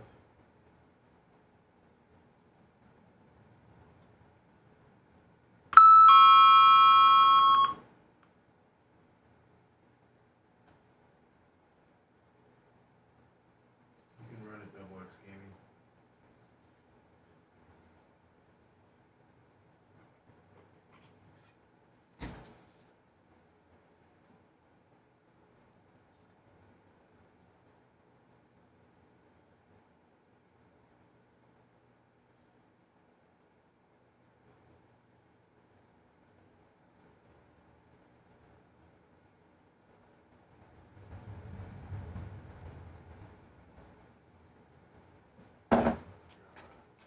Vision of C, $20. Supporting Bubba and Forgotten Angels, Rico. Indigenous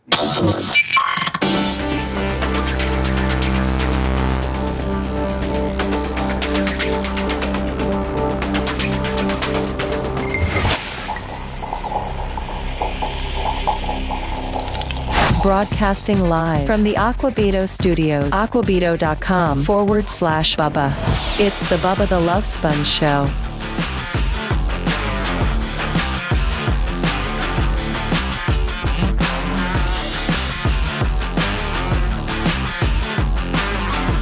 Somebody look into this. This is another barometer as to where we're headed. But I just got a text from a friend. My buddy Jeremy said that MTV, after 44 years, is now gone off the air. I sent you that news article, or I'm sorry, video from Tuttle about the AI. The AI story. It's kind of a condensed more version. I'll get you the whole link later. Thanks.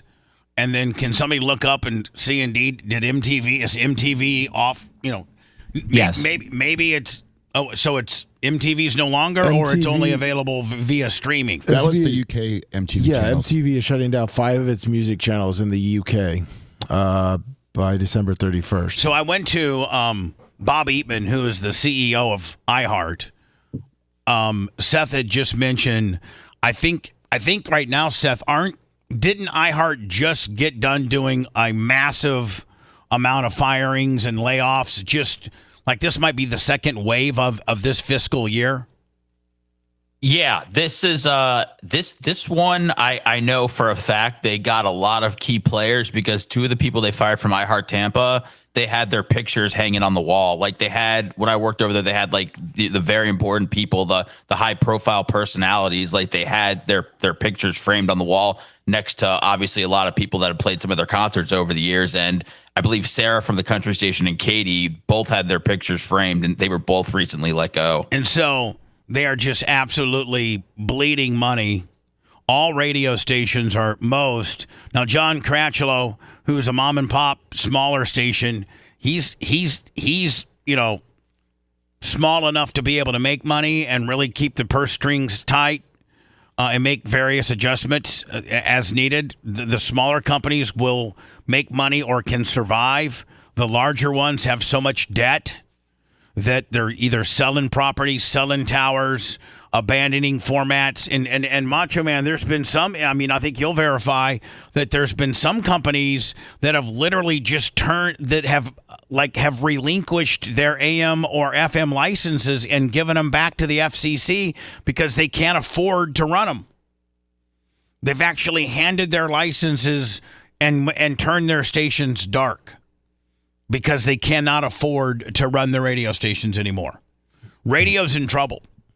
And so Bob Eatman, I just, for the life of me, being on the talent side of things, can't understand. You can get in Tampa, Florida, you can get a really good talent for 60 to 80 to 100 grand.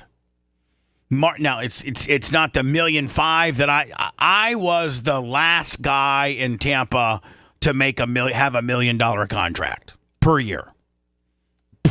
I would say. And I messed that up. That's my fault.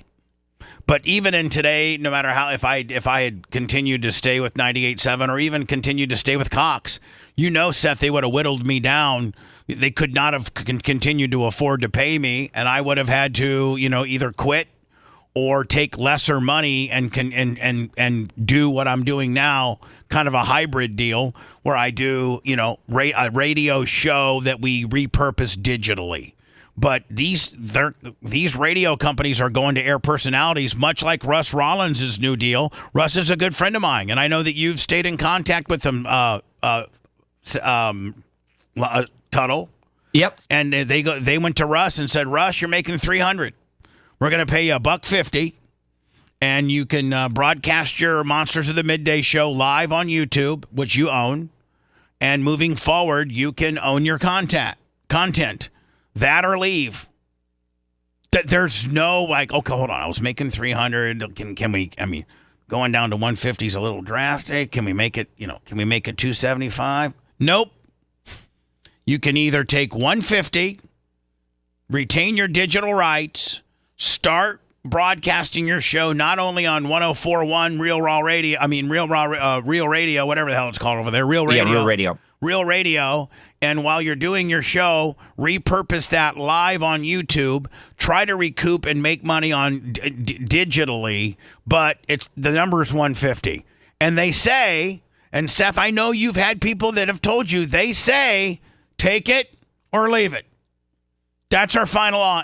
We're not negotiating here. That's it. There's not even a cost of living raise anymore. No. And so I have a problem when you're cutting out Katie Summers, when you're halving Russ Rollins' salary to throw him his little YouTube bone.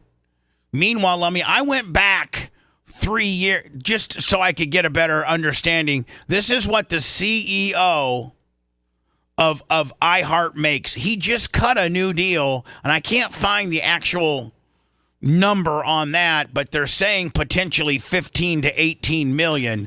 Yeah, it looks like in the deal it says that the numbers should stay the same on the base and things like that, but he gets a little bit more compensation. So Bob Pittman, as he's firing Katie Summers, as he's firing Hartley Atkins, John Boy and Billy is retiring this year too, and they're getting rid of John Boy and Billy. Oh no! And they're telling Russ Rollins 50% on the base, take it or leave it. The longtime market manager Linda Bird was shown the door because she was making too much money, and your CEO made $16.3 million in 22, made $13.9 million in 23. Made $12.9 million last year and is scheduled to make $18 million this year, and just signed another deal through 2025 that's going to be anywhere between 15 and 19 million a year. You look at second in charge, Robert, he's the CFO, the Chief Financial Officer. They call it the Bob and Robert show. So your CFO last year, 2024, So if you take both of these two salaries, it looks like they pretty much mirror each other. Robert Bresler made $12.6 million last year, made $13.6 the year before, and made $15.5 in 22. If you look at these two bozos, they're making $30 million combined a year. How many midday personalities who people really know and can like and can gravitate to and might even stick with your radio station longer, what are they doing for you compared to what these bozos are doing for you? You know what they're doing? They're getting fired. And you know what they're making? 30, 40, maybe 50,000 a year. And you're firing them.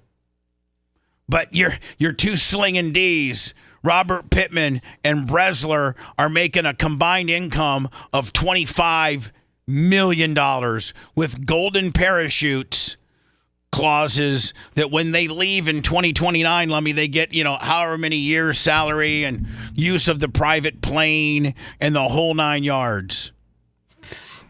Jeez. Ridiculous. Absolutely ridiculous. And Russ Rollins, I feel for you, my friend. And you know what, Russ? I can just give you one bit of information. One, moving forward, own your content, which I think you cut, which is a good deal, and bust your ass on streaming.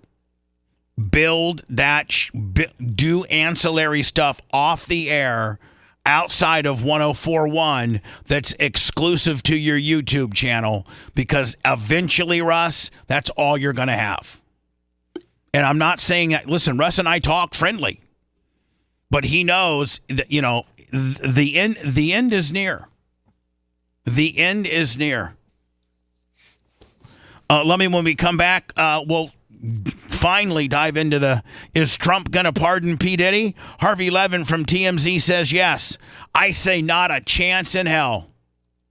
Not an absolute chance in hell. That and the guy who smugged a gun up his ass. We'll do both of those next. Stand by. You're listening to the Bubba the Love Sponge Show. If you want 24/7 on-demand Bubba and the crew, go to BubbaArmyHQ.com. The Bubba the Love Sponge Show will be back after this.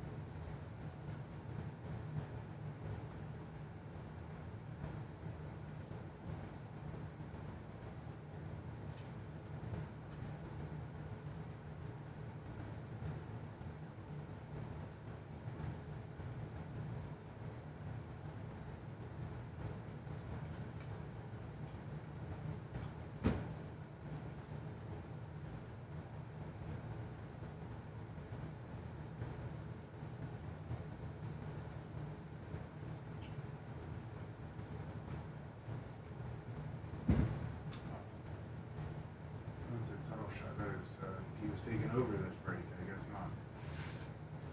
That's why I was quiet. Anybody ever hate terror want to bust?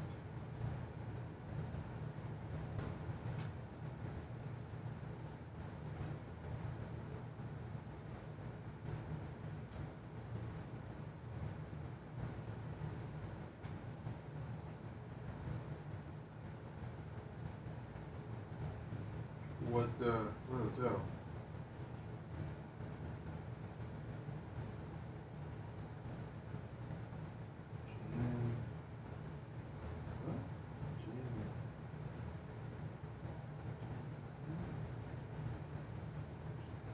Did you get fired?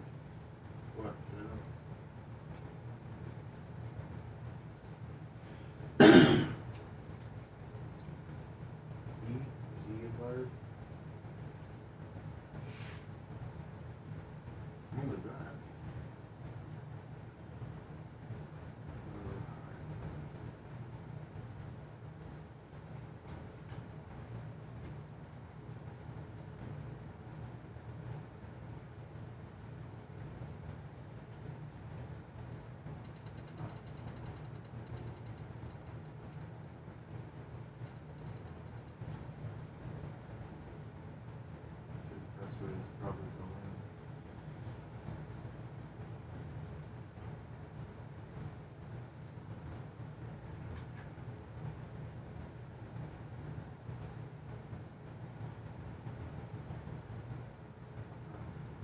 17.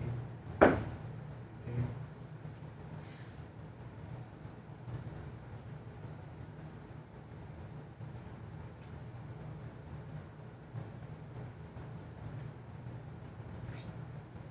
Dave the Slave, 87 months. Thank you, Dave the Slave.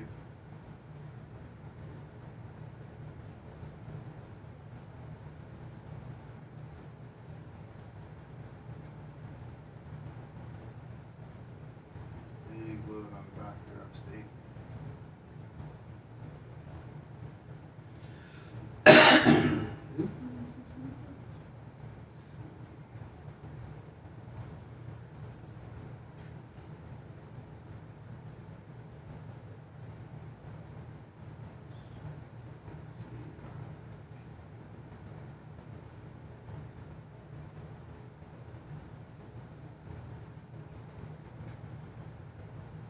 What's up, Xerxes?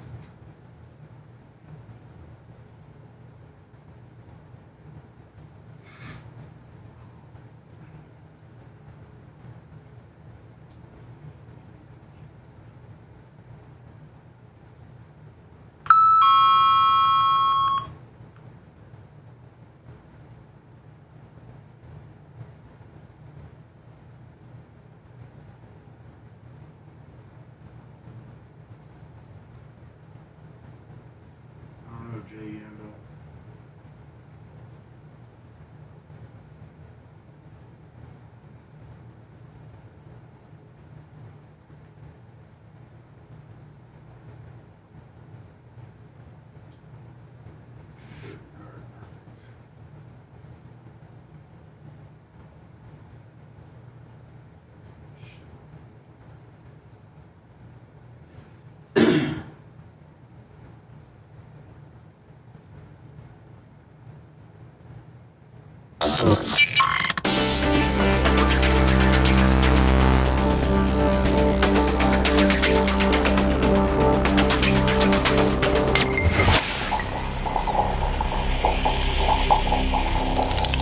Steps Towing and Heavy Transport and Auto Parts serves West Central Florida and provides heavy transportation services nationwide. Steps is chasing the dream, not the competition. From towing, emergency roadside services to heavy transport and auto parts. When it comes to towing, hauling, and transport, we are the experts on your side. Call the name you know and trust. Call Steps today and we'll help you get you on your way. 800-330-8651 or stepstowing.com.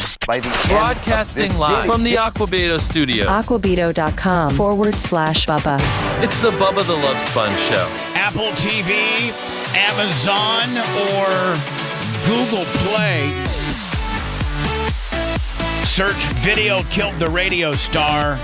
It's a documentary that has, that pretty much gives you the chain of command, the chain of custody, or the timeline of the Hulk Hogan sex tape that certainly I was a casualty of, probably somewhat deserved. But there are some people that got away with a lot of really uncool stuff that are walking the streets nowadays, having bettered themselves. I wonder if they've taken any heat. Has anybody ever thought about, I haven't heard anything. No. But You mean the people that took the tape? Yeah, I wonder if Spice and Calta, we might as well just say it. I wonder if they've taken any shrapnel or corporates talk to them, or because listen, I've gotten the numbers and we've even with Apple TV, they're even able to geo-target where a lot of your sales and or rentals have come from. And we have really, Woltz Films has done really well in the Tampa metro. Nice. Like a lot of people in Tampa have watched it. So I wonder if they've caught any crap. If you were to predict, Seth, what would you say? At this point, I would probably say Spice would be more prone to catching something than Calta, but the way that he's been able to, navigate through the last however many 10 or 12 years and have nothing to happen to him. Nothing sticks on him. Yeah, I feel like those guys are going to be able to, slide past anything if it is brought up to them. I agree. Maybe people look at him a little bit differently now that they know the truth and they know that they've lied excessively for 13 years. Diddy could be a free man by the end of this week. I'm telling you right now, Lummy, I am absolutely never going to be supportive of Donald Trump again if he does this. This is just not necessary. You're not running for re-election. You're a lame duck president, meaning you can't run again. I don't know if you really truly think he's an innocent man. Watch the Cassie video. And, are you trying to pander to the African American vote? I think you did pretty well with that. Been interesting to see, do whites look at this differently than African Americans? There has been things in our lifetime. I'll give probably the most polarizing one of all with regards to what white people thought and versus what black people thought was the OJ trial. That was probably the most polarizing as far as ethnicity verdict or situation we've ever had in our life. Maybe the George Floyd deal. Certainly, this would be. I don't think this is nearly as racially motivated as the OJ deal was, because Nicole Brown was white. Ronald Goldman, or what was the guy's, the Goldman kid was white. OJ was black. It was very much a polarizing issue. Well, it was Mark Furman too. I mean, the whole gist of the case was that a racist cop planted evidence, right? Yes. And you know what? I think I believe some of that. I talked to Mark. I think Mark Furman is a racist. I don't know that should have necessarily exonerated OJ. Who else? Do you ever notice, man? Who OJ say he didn't do it, but they never found out who did. Right? Yeah. They've had 20 some years to find it. They never found out who did. So who did it? Well, I think they stopped looking once OJ was found innocent or not guilty. So. I think you're right. So I wonder how white people compared to African Americans view the P. Diddy deal. Did he mess with any white women in this? I don't know. I don't know that. Or was it all black women? I don't know. I don't really know, but it would be interesting to see if there is a difference of opinion based on your ethnicity. I think black people are as disgusted with P. Diddy and his behavior as why. I think that no matter what your ethnicity is, you are disgusted with what he did. Especially to Cassie. I'm sorry. Go ahead. No, there's not. I don't think there's a lot of people that support Diddy. I don't think there's a lot of people that think that he's innocent, and I don't think that there's any number of people that are clamoring for him to be pardoned from this. No, I agree. I've not heard any sensible person say he needs a pardon. We broke a story last night that Donald Trump is seriously considering commuting his sentence. And there has been a lot of fallout with our story. By the way, commuting his sentence before he's even in a prison. Right. He's still at Brooklyn MDC waiting to find out which prison he's going to. But this is something that President Trump is considering. And the fact that he's considering it is causing a bit of an internal war at the White House, because not It's got me mad. Everybody in the administration thinks this is a good idea. So we are told this. And this is coming from somebody high up in the White House. We broke that story, incidentally, that right after the sentencing, his legal team, Diddy's legal team, got in touch with somebody who had the president's ear, and that the president was looking at the paperwork. And the president acknowledged that 2 days later. Yeah, in the Oval Office. 2 days later. Yeah. So we now know that Trump is considering. We're told that he's kind of waffling. He's going back and forth on this, but there are staffers in the White House telling him, don't do it. So we put this story up last night, and the White House immediately came out and said, Oh. Said what? Fake news. The story is fake news, and then they ended up saying the president makes that decision. Well, we also said that our source, the key source, said the exact same thing, that even though some staffers are telling him not to, that decision, Ultimately, he will do what he wants to do. Well, that's for everything. He doesn't listen to anybody. That's what he does. I'm confused. I'm not going to listen to you, and if you don't agree with me, you're fired. See you later. Seth Kushner, tell him to leave immediately. He's gone. Man, just about what sports teams try to find out, like if something gets leaked to the media, like teams try to find out internally who leaked information about injured players or, you know, trade rumors and stuff like that. I'm surprised there's leaks that can come from the White House. Yeah. And it seems totally like a non-issue. And then TMZ runs with it and makes it even a bigger issue. It was a non-issue. Now it's a big issue. And he's got, you know, arguably one of the biggest gossip sites in the world up his ass. And you're right, Seth. I would find my whoever isn't my chief of staff or whatever and say, we got a leak here, and it's not good for us. President's denial. By the way, just so you know, we absolutely stand by the story. It's 100%. It's 100% hard true. to find. I'm confused with what the denial is. What was the claim of fake news? We know that he was considering it. He said in the Oval Office that he was considering it. By the way, Harvey's a lawyer too, and when he's this adamant about standing, they got some good intel.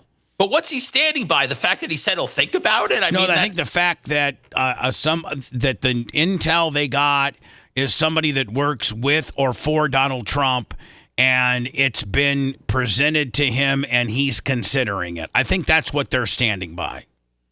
And the White House is categorically denying it because they know that it's a PR nightmare. That he was aware of. And we said as early as this week, there is new development. And there are new developments that some of the staff is telling him don't do it, that he has gone back and forth on it, but that it could happen as early as the end of this week. But he doesn't say. And very clear, not a pardon, a commutation. That was made clear. The difference being a pardon, he's still guilty of the crimes. The commutation just doesn't have to serve the sentence. But we were specifically told commutation, not pardon. But what is he denying? Is he denying that he is considering it? Is he denying that he's vacillating on it? Or is he saying, I'm never going to give this guy a pardon? Well, he's not saying that. I think Trump, this has become a big enough deal that he needs to come out and address this.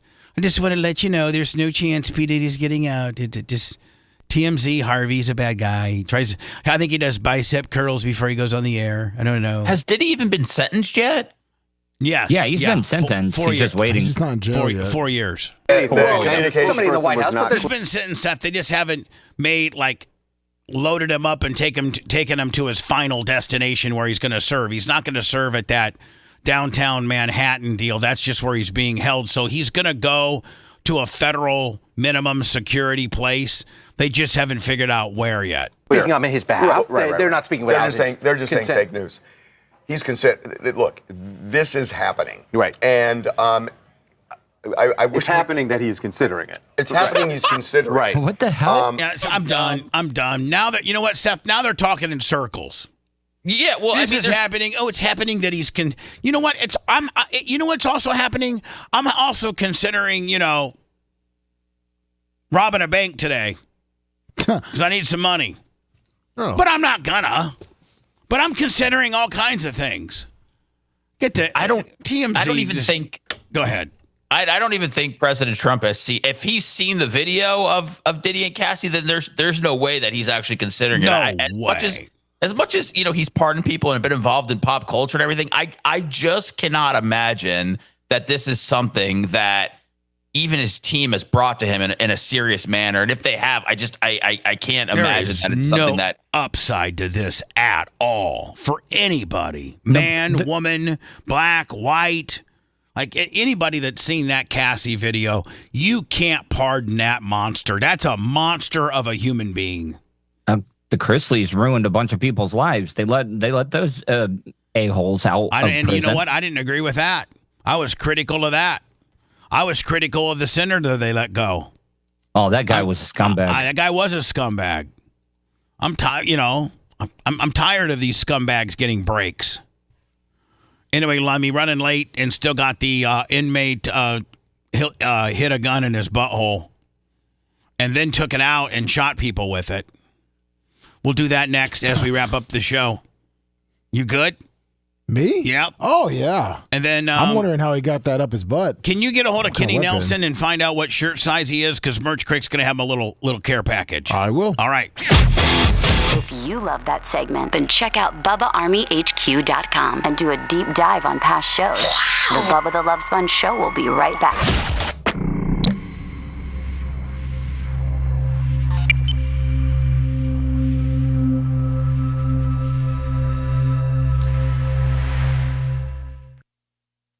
I tried ChatGPT last night to make it quick, and it just wasn't good. I felt like it would confuse you. It didn't tell a story. So you can always plug it into ChatGPT, but when I tried it, Plug what in? Plug his word? his little story. I plugged the story in to get points, and it was missing stuff, but it was also like repeating things. Like ChatGPT, it was kind of it didn't know about like maybe like talk about this because you did interview about the van guys, right? Tools out or something. It wasn't picking up things like that, so I was like, fuck it, let me because otherwise it's gonna miss out certain things.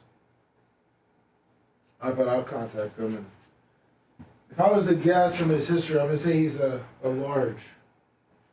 All his pills. Well, have you seen a picture of him? He sent some older pictures, but I Just reach out to him. I sent him a message.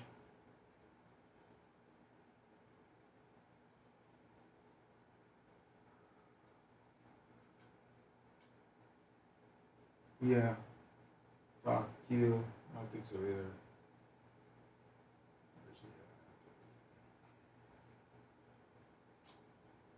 What's up, Black Guy and Kelly?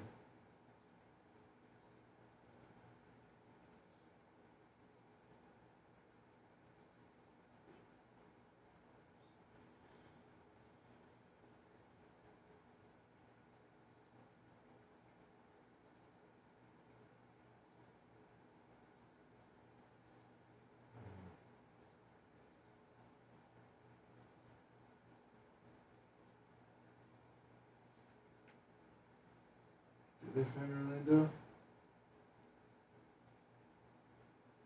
That's where you're confused. I don't know. All I know is that they can't even tell you where to.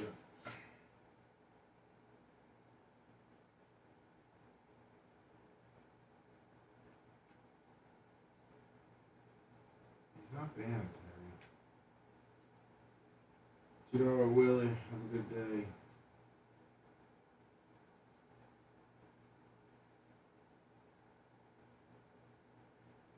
Who are you talking about upstate Clark? Do you know what size?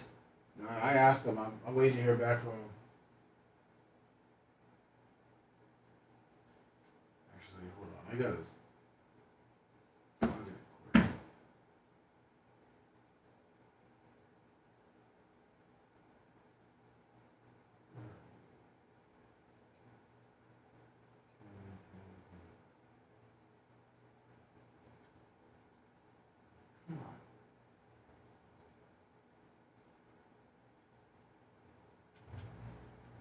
Medium to large. Okay.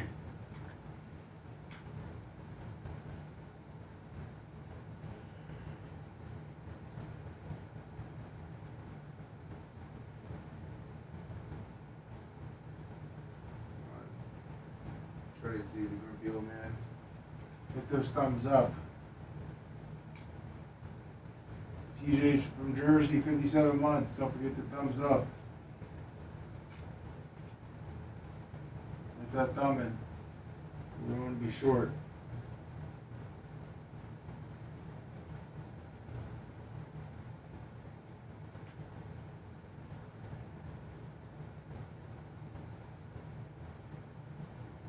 No, HS Bubba fan. I don't think that I could even do that if I was tiny. That doesn't make any sense. If I lost a ton of weight.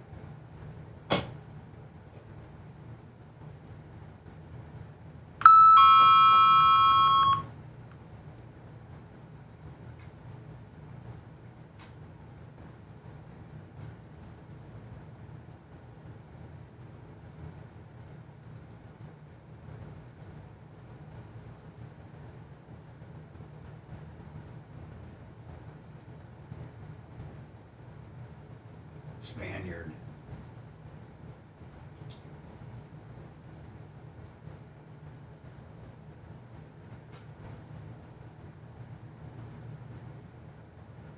Slow day money-wise. It is. You guys killed us today. We didn't get anything. Thank you for Greg D, Paper Towel Willie. Thank you for Mushroom Bitch. Thank you for Paper Towel Willie. Pulled the nose up on today. Made it a little something something. Greg D.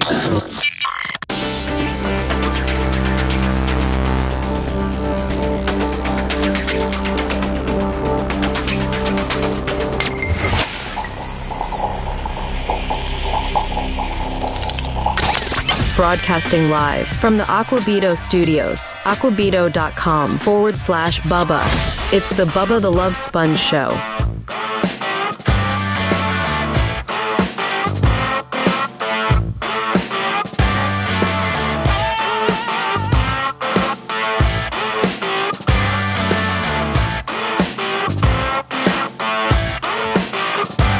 Me, Seth Kushner, Tuttle, and Lummy. I kind of liked it. I like the dynamic. I like the dynamic of us. I like us. Dad and I like Taylor Swift. What's that make me? David Hernandez, $20. Little pussy, my little puss boy. Makes you the man. Because I'm a Swiftie, full blown. Where I bought the album, big time. And I'm also a rugged radio personality.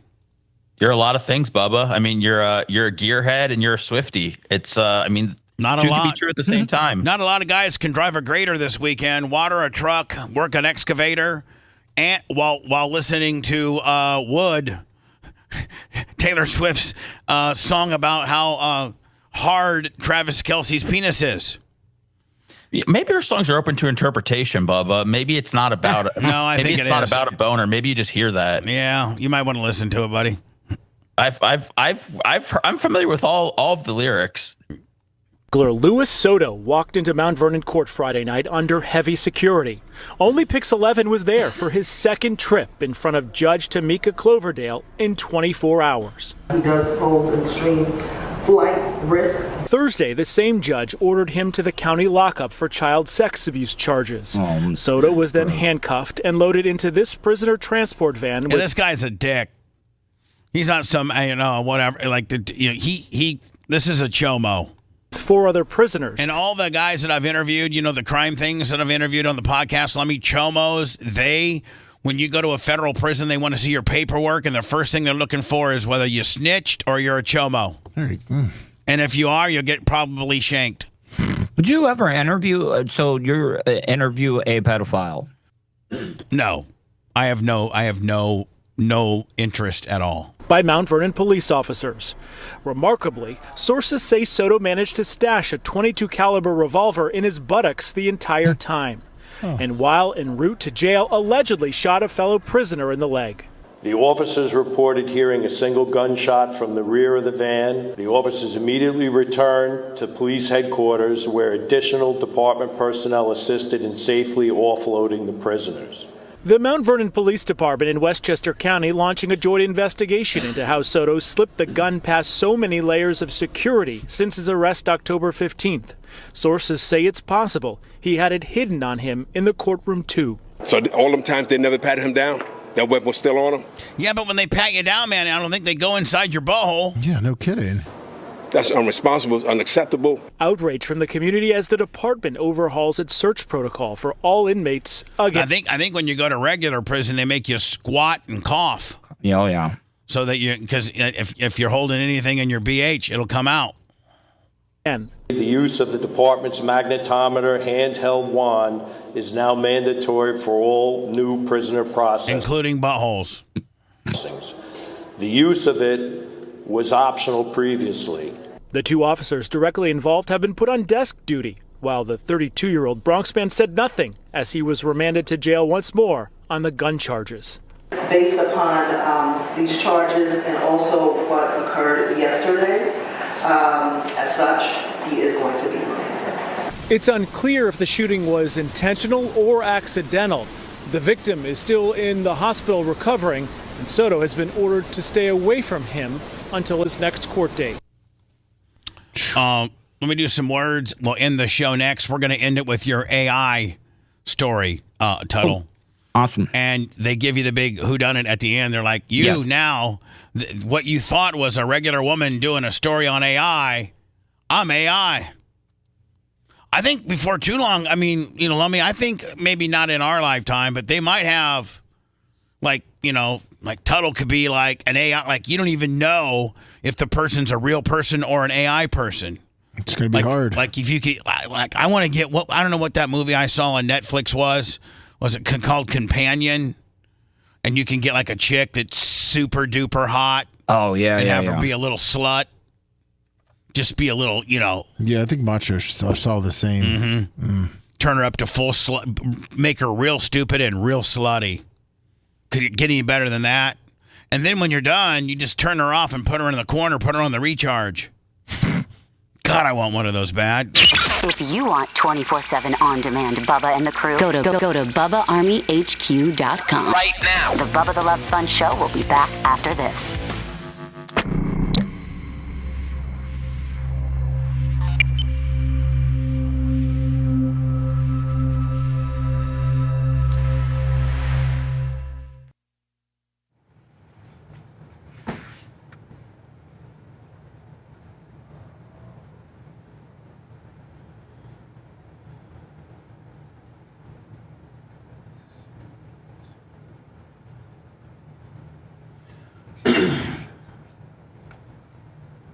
Those thumbs, that'll be the first time we get below 1,000.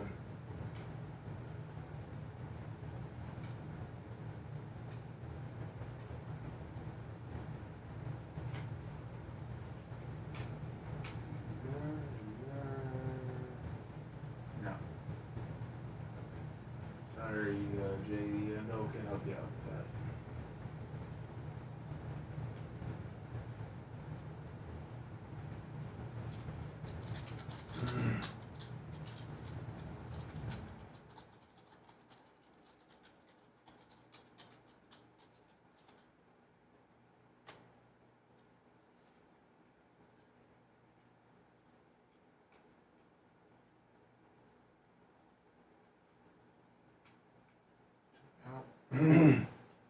What's up, Iggy McGillicuddy? Iggy David Hernandez? TJ from Jersey, 57 months. Good morning.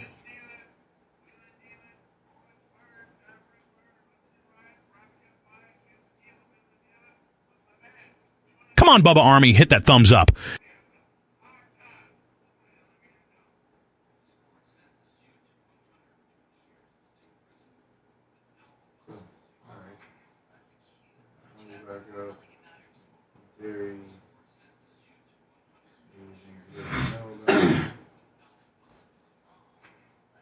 He's not.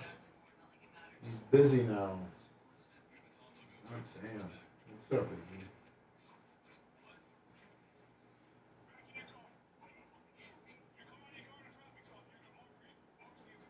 To a point where it's annoying. You're not listening, Terry. No. Terry, you're going to be talking today. I can't continue reading. You're not listening.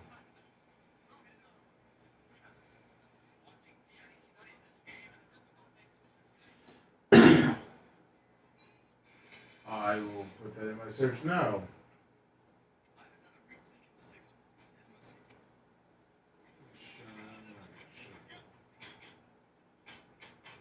Yeah, no kidding, Liz. Yeah, we got 1,000. Thank you. Perfect.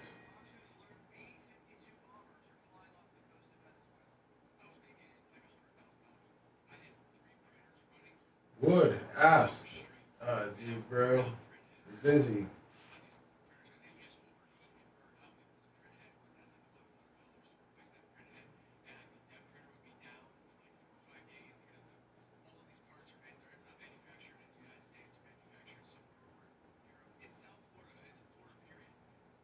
Who is that, Iggy?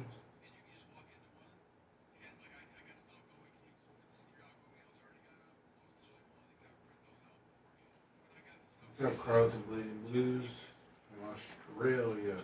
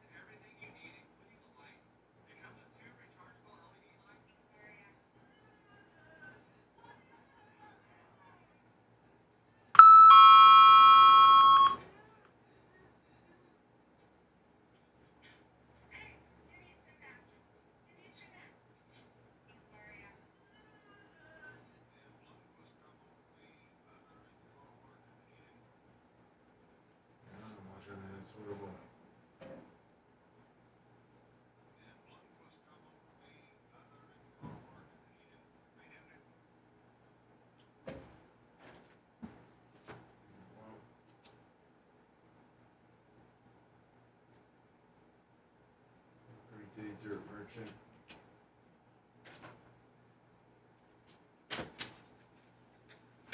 All right, I will check out the Digital Steed.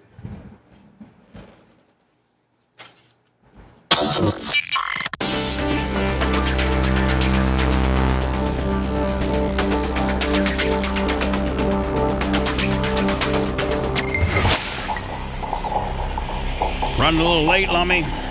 Speed, power, performance, and top-notch results on the turf and on the track. Skag Power Equipment is mowing down the competition. Built by hard-working Americans in state-of-the-art facilities, Skag machines are made to last. Don't get left behind. Visit your local Skag dealer to discover the Skag difference for yourself. Skag, simply the best. Broadcasting live from the Aquabito studios. Aquabito.com/Bubba. It's the Bubba the Love Sponge Show. If you live in Tampa, Clearwater, Bradenton, your local Skag dealer or one of your Skag dealers is less of Wesley Chapel, less of Clearwater, less of Bradenton. It's the Less franchise. LESS. Skag, Steel, just a lot of good brands, but they're your official Skag dealer. And that's where that's where I've been hanging out lately. The one at Wesley Chapel. Here's the story that Tuttle turned us on, and then we'll end the program. It seemed like a normal news report until the end. Because I'm not real. Last night, UK audiences watching a show about AI taking jobs, stunned to learn that was happening in front of their eyes. In a British TV. Of course, Lummy. Of course. Why wouldn't it freeze out? First, I'm actually an AI presenter. I wasn't on location reporting this story. My image and voice were generated using AI. Before that point, the documentary had shown the host reporting in multiple settings, explaining it was part of a deliberate on-screen stunt to show just how convincing artificial intelligence has become. The dramatic reveal, just the latest demonstration of AI's growing influence. 3 seasons and a podcast. Last month, Hollywood responding to the debut of a 100% AI-generated actress, Tilly Norwood. You are suddenly up against something that's been generated with 5,000 other actors. But fears of AI's growth going beyond the screen. They're going to replace us all. We're all done. You could live forever now. Workers worried about the very question. Lummy, we need to AI me so that when I'm dead, you can just go back and I can do new shows. You just type in what you want me to talk about. Yeah, we got your voice. It's just not 100% down. Oh, you guys have been trying? Yeah, I got but it's like the serious voices. In that documentary. So we want to find out, will AI take your job? One major AI company, Anthropic, has said the technology could eliminate up to 50% of entry-level jobs as it improves. At some point, we're going to get to AI systems that are better than almost all humans at almost all tasks. But many saying the technology also creates jobs, and a recent study showing that benchmark app ChatGPT has not upended the labor market. But during the massive growth of AI, a reminder of just how realistic it's becoming. Yeah, like this woman here is not real, and none of that background's real. You just type in, your news anchor inside of a, abandoned-looking office building, and that's what they come up with. And guys, just to put into... I think Gary Cantrell used some AI on our latest podcast. Yes, he did. With the guy getting, yoked up on the stove and all that. Yes. Perspective how advanced this technology already is. The network says the host was created without a single frame of real-world filming, making a completely digital human that capable of delivering a nuanced on-camera performance. We're in the early innings of what's going to be some big changes. Scary. That's why when we flub all the time, you know that we are real. Shut up, Savannah Guthrie. Thank you, Christine. Appreciate it. Hey, is that your girl? Yeah, she's turned into a blockheaded bitch. What the hell? Tuttle, don't let me down with the package, or what are we calling her? The unit. Don't let me down with the unit. Yeah. Take my advice if you want to get some ass tonight, my friend. And And then can you give me can I wake up tomorrow morning to a little bit of a book report as to how things went? Yeah, I mean, I'll try to text you or even tonight before I go to bed. Maybe even try to call the show tomorrow. Okay. If you want to. It might not be the first hour. Kush, go take a nap. Thank you. Lummy, I'll be doing a podcast with Kenny Nelson coming up next. Tunnel, appreciate you. Thank you. See you later. Thanks for letting me finish. You've been listening to the Bubba the Love Sponge Show, starring me, Bubba the Love Sponge, co-host and show historian, Lummit. It's Seth, co-host and president of podcasting. It's Brian Matroni, king of counter programming. Gene Lasker, voice of the people. Glad you get to hear me. Gary Cantrell, video editor. Yeah, back here wiring up. It's Mini Macho. The BRN agent, Thomas Buttoned Up B. Co-host, Dr. Dan Diaco, Esquire of Council. Co-host, J. Diaco, Esquire, the Spitting Cobra of Council. Now, time for the legal disclaimer. Exactly. The Bubba the Love Sponge Show is intended solely for the enjoyment of our listening audience. Any rebroadcast, retransmission, or other use of this show without express written consent of the Bubba Radio Network is prohibited. We must dissuade him of this delusion. Until next time, always remember. I'll repeat hello.